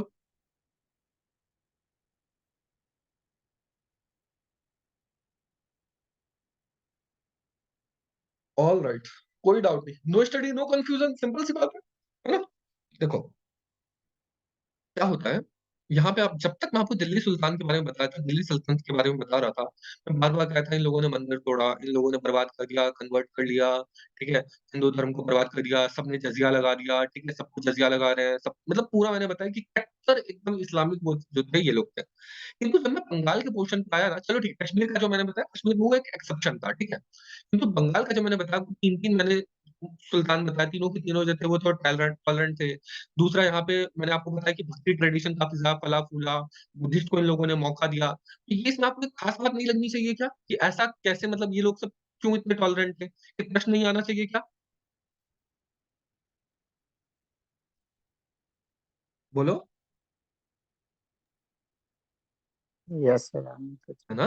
क्योंकि देखो पूरे मैंने आपको जब दिल्ली सल्तनत पढ़ाया तो दिल्ली सल्तनत में सब के सब इतने क्रूर थे। क्रूर तो ये लोग भी थे, लेकिन यहाँ पे इन लोगों ने इतना ज़्यादा प्रोसिक्यूट नहीं किया, लेकिन उतना ज़्यादा नहीं किया। यहाँ पे वैष्णविज़्म का भी प्रचार-प्रसार हुआ है। यहाँ पे काफ़ी सारा हिंदू धर्म का, बौद्ध धर्म का भी प्रचार-प्रसार हुआ है। ठीक है? तो इसका रीज़न क्या हो सकता है? कोई गेस कर सकता है? शायद गेस कर सकते हो इसका क्या रीज़न हो सकता है? छाया?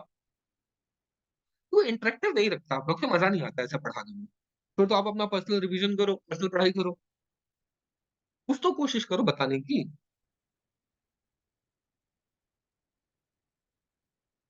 विद्यानंद कुछ समझ पा रहे हो क्या हो सकता है रीज़न?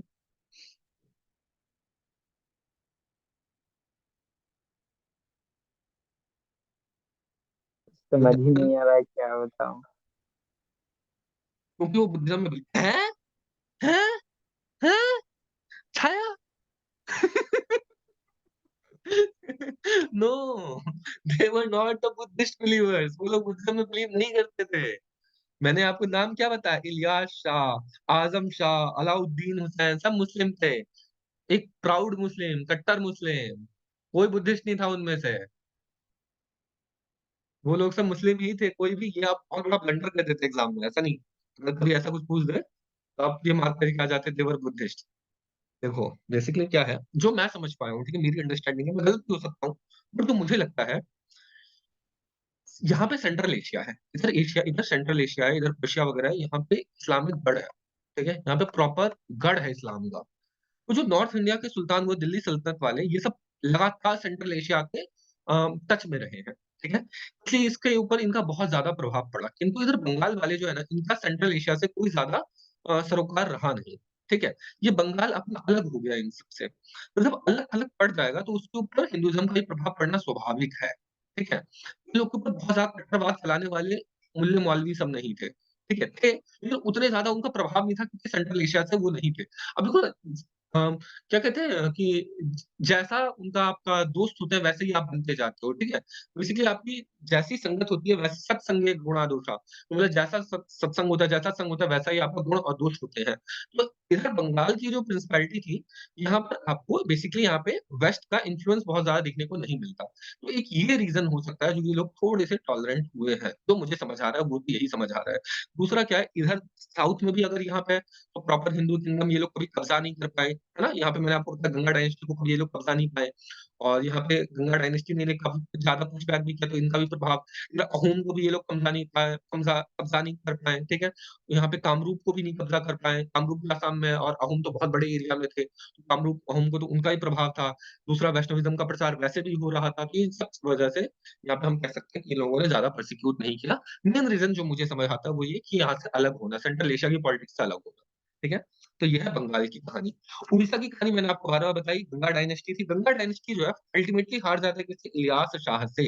इलियास शाह से फाइनली गंगा डायनेस्टी हार जाती है, किंतु फिर भी उतना ही हारती है जो कि मतलब वापस से वहाँ पे गंगा डायनेस्टी के बाद उसे एस्टेब्लिश कर लेते हैं कौन? अपने गजपति डायनेस्टी। मैंने आपको कहा था गंगा डायनेस्टी के बाद कौन आता है? गजपति डायनेस्टी। तो गजपति महाराज आज भी आप देख सकते हो उनके मैंने आपको कहा था आपको आज भी अवेलेबल है वो, ठीक है? मॉडर्न डे गजपति रूलर जो है वो अवेलेबल है। तो गजपति किंगडम आज तक ये चलता आ रहा है, तो गजपति किंगडम चलता रहा। ठीक है? तो गजपति साम्राज्य इसके बाद आ गया, तो इलियास शाह का बहुत ज़्यादा इम्पैक्ट पड़ा नहीं पर्सनली, ठीक है? तो गजपति रूलर्स यहाँ पे आ गए, तो यहाँ पर उड़ीसा कंप्लीट हो गया।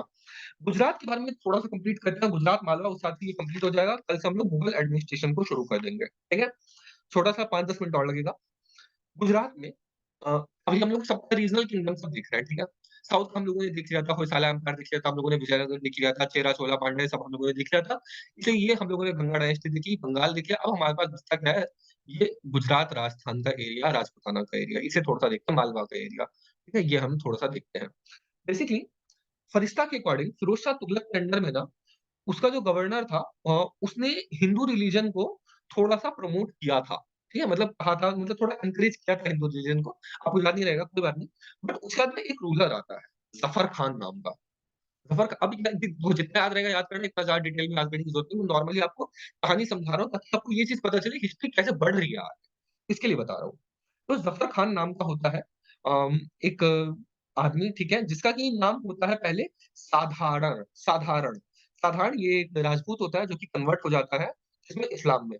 अब जो ये कन्वर्ट होगा तो बहुत ज़्यादा आतंक मचाएगा मतलब देखो एक चीज़ हम लोग नोटिस करें जितने भी लोग कन्वर्ट होके जा रहे हैं ना वो ज़्यादा आतंक मचा रहे हैं। जैसे हम लोगों ने कश्मीर के केस में देखा था वो ब्राह्मण कन्वर्टेड, फिर कैलन ब्राह्मण वाला हम लोगों ने देखा था मोहम्मद बिन तुगलक के टाइम पे, फिरोज तुगलक के टाइम पे। ठीक यहाँ पे क्या है कि ज़फ़र खान जो है जिसमें कि मुज़फ़्फ़र शाह के भी नाम से जाना जाता है, ठीक है? ये जो है ये राजपूत रूलर था, साधारण नाम का, इसने अपनी बहन की भी शादी फिरोज़ खान के साथ कर दी थी, ठीक है? तो ये क्या है, एक टाइम पे अपने आप को इंडिपेंडेंट रूलर डिक्लेयर कर देता है, ठीक है? इंडिपेंडेंट रूलर डिक्लेयर करके अपना नाम मुज़फ़्फ़र शाह रख लेता है। अब मैं जो आपको कह रहा था ना कि मुस्लिम लोग जो हैं, ये लोग भी इकट्ठा नहीं थे, देखो मुस्लिम था ये, किंतु इसने अपने आप को इंडिपेंडेंट घोषित कर दिया फिरोज़ तुगलक के टाइम पे, ठीक है? तो बेसिकली आपस में इन लोग की नहीं बनती थी, किसी की आपस में नहीं बनती थी, ठीक है? तो इसलिए ये चीज़ नहीं है कि हम लोग का वो लोग भी आपस में एकजुट नहीं थे, ठीक है? ये चीज़ है। तो बेसिकली ज़फ़र खान जो है उसका फिर पोता आता है, उसका नाम होता है अहमद शाह। अहमद शाह की लड़ाई होती है मालवा के मुस्लिम रूलर के साथ, ठीक है?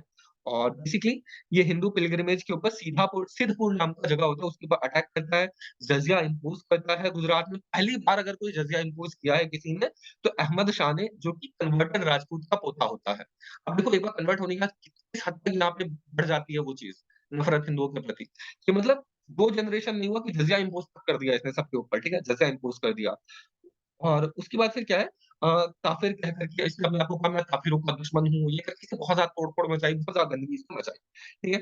अल्टीमेटली इसके बाद फिर आता है महमूद बगरा बेगरहा। महमूद बेगरहा होता है जो कि बहुत ज़्यादा भुक्कड़ के नाम से काफ़ी ज़्यादा फेमस था वो, महमूद बेगरहा जिसकी की लड़ाई हुई थी हुमायूँ के साथ, ठीक है? तो हुमायूँ को जब हम पढ़ेंगे वो देखेंगे, एक बार रिकॉल कर लेंगे। हुमायूँ के साथ इसकी लड़ाई होती है महमूद बेगरहा की। ये जो है ये बेसिकली जूनागढ़ के किले को जीतता है, बहुत कुछ ये बेसिकली करता है। इसने द्वारका को पूरी तरीके से तबाह कर दिया था। द्वारका इतनी इम्पोर्टेंट जगह अपने हिंदुओं के लिए आपको पता होनी चाहिए, ठीक है? चंपानेर का को इसने वो कर लिया था, चंपानेर में फिर से लोगों ने जौहर किया था वहाँ की रानियों ने, ठीक है? खानदेश के ऊपर कब्ज़ा किया था। बेसिकली यही सब चीज़ है, बेसिकली यहाँ पे आपको गुजरात का मैंने आपको हिस्ट्री बताया कैसे-कैसे चलता था। बेसिकली यहाँ पे ये बताना था, कैसे राजपूत जो था वो कन्वर्ट होकर के उसने पूरी तबाही मचाई और एक कन्वर्ट होने के बाद किस तरीके से किस हद तक तबाही मचा सकता है, वो चीज़। स्वामी विवेकानंद का एक कहना है कि एक अगर हिंदू कन्वर्ट होता है, तो वो हिंदू का एक शत्रु बढ़ जाता है। तो बेसिकली कन्वर्ट होने का मतलब शत्रु बढ़ना। तो वो चीज़ स्वामी विवेकानंद ने कही थी, ठीक है? तो ये हम लोगों ने गुजरात के बारे में देखा। फिर मालवा के बारे में थोड़ा-सा देख लेते हैं। मालवा के ऊपर क्या है, मालवा के ऊपर राणा सांगा का काफ़ी अच्छा खासा कंट्रोल था। मालवा के ऊपर राणा सांगा के बारे में जो मैंने कहा राजपूताना में, उनका काफ़ी ज़्यादा कंट्रोल था उस चीज़ का। और एक बार क्या हुआ था कि राणा सांगा ने मालवा के राजा मेदिनी राय के साथ मिलकर के इम्पोर्टेंट है इसलिए बता रहा हूँ मैं, महमूद द्वितीय जो कि मालवा का एक्चुअल शासक था देखो। मालवा का राजा था। देखो मालवा की पॉलिटिक्स बड़ी इंटरेस्टिंग है, ठीक है? मालवा का ये मुस्लिम सुल्तान था। ये ऐसा सुल्तान था ना जिसने कि बहुत ज़्यादा राजपूतों को प्रमोट किया था कि आप यहाँ पे आकर के बसो। यहाँ पे आकर के बसना शुरू करो और हम आपको बसने के लिए जगह देंगे। तो राजपूतों को बसने के लिए इसने जगह दी मालवा के राजा ने, ठीक है? और यहाँ पे इसने काफ़ी ज़्यादा बसाया, काफ़ी ज़्यादा फ्लरिश हुए थे यहाँ पे राजपूत लोग सब।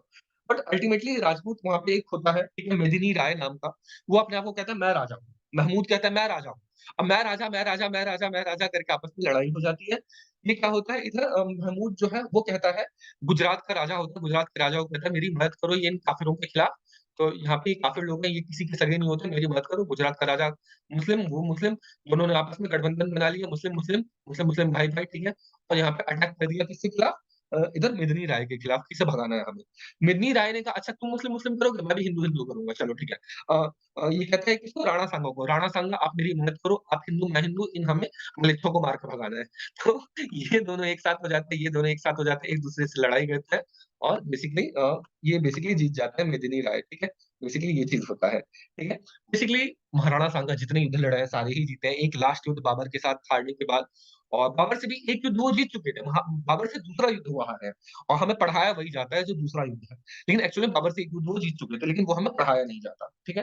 बेसिकली ये सारी बात है और यहाँ पे मालवा की खास बात क्या है ना, मालवा की आर्किटेक्चर बड़ी ही इम्पोर्टेंट है, वो चीज़ ध्यान रखो। मालवा की इम्पोर्टेंस मालवा की वो क्या होती है आर्किटेक्चर बहुत ही बड़ी-बड़ी इमारत हुआ करती है, बहुत ही बड़ी-बड़ी इमारत हुआ करती है और उसके और गुजरात में छोटी-छोटी हुआ करती थी। तो अभी मैं आपको दिखाता हूँ कि कैसे हुआ करता था उनकी इमारत। बेसिकली अ, Lalitpur temple 1 second, 1 second, 1 second, 1 second, 1 second. हाँ, बेसिकली ना यहाँ पे बड़ी-बड़ी इमारत हुआ करती थी, मैं आपको एक चीज़ दिखाता हूँ उसका इमेज आप देख लो एक बार। एक बार आप देख लोगे ना तो आपके दिमाग में छप जाएगा वो चीज़। फटाफट 5 मिनट में कंप्लीट हो जाएगा। होशंगाबाद आर्किटेक्चर। ये तो नहीं दे रखा इधर आर्किटेक्चर मालवा अ, एड बिल्ड इसमें को दिखा दे अच्छा सा। ये देखो मिल गया। हिंडोला महल, ठीक है? हिंडोला महल एक बार मैं सर्च करता हूँ फटाफट। हिंडोला महल। स्क्रीन पे एक बार बताओ, हिंडोला महल क्या शो हो रहा है स्क्रीन पर? बोलो, यस। ठीक है। ये हिंडोला महल है। इसमें आपको कुछ खास चीज़ देखने को लग रही है, मिल रही है आपको खास चीज़? क्या खास बात है इसकी? छाया बताओ क्या खास बात है इस हिंडोला महल की?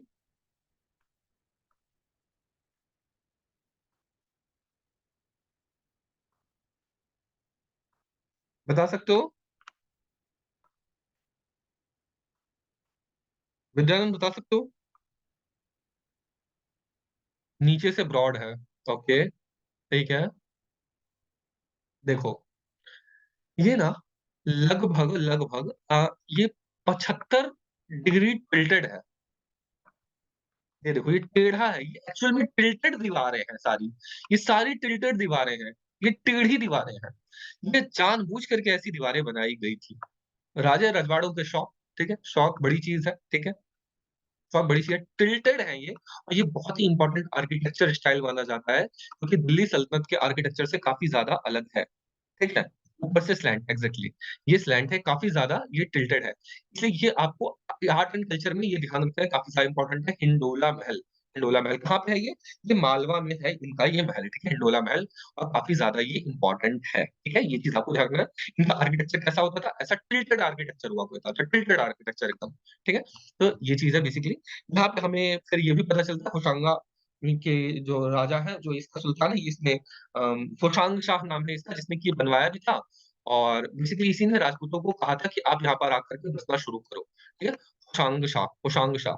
तो बेसिकली होशांग शाह का ये हमें पता कैसे चलता है कि यहाँ पे इसने सबसे पहले राणा मोकल को जागीर दी थी, याद नहीं रहेगा इतना कोई बात नहीं, राणा राणा मोकल को इसने जागीर दी थी, राणा मोकल राजपूत थे और ये पता चलता है ललितपुर मंदिर से। ललितपुर मंदिर पे इंस्क्रिप्शन ऐसे कि मिलता है कि इसने भी कोई रेस्ट्रिक्शन नहीं डाला था मंदिरों को बनवाने पे। तो ये भी एक इम्पोर्टेंट चीज़ है कि यहाँ पे एक इतना ज़्यादा वो था बेसिकली जो होशांग शाह इतना ज़्यादा लिबरल था कि इसने पहले तो राजपूतों को बसने के लिए पूरी जगह दी, उसका काफ़ी ज़्यादा स्वागत किया। साथ में no limit on building the temple architecture, क्योंकि बाकियों के टाइम पे जो था, एक तो जज़िया लगता था, दूसरा टेंपल को तोड़ते थे और तीसरा अगर कोई मंदिर टूटा हुआ है तो उसका कंस्ट्रक्शन नहीं करवा सकते।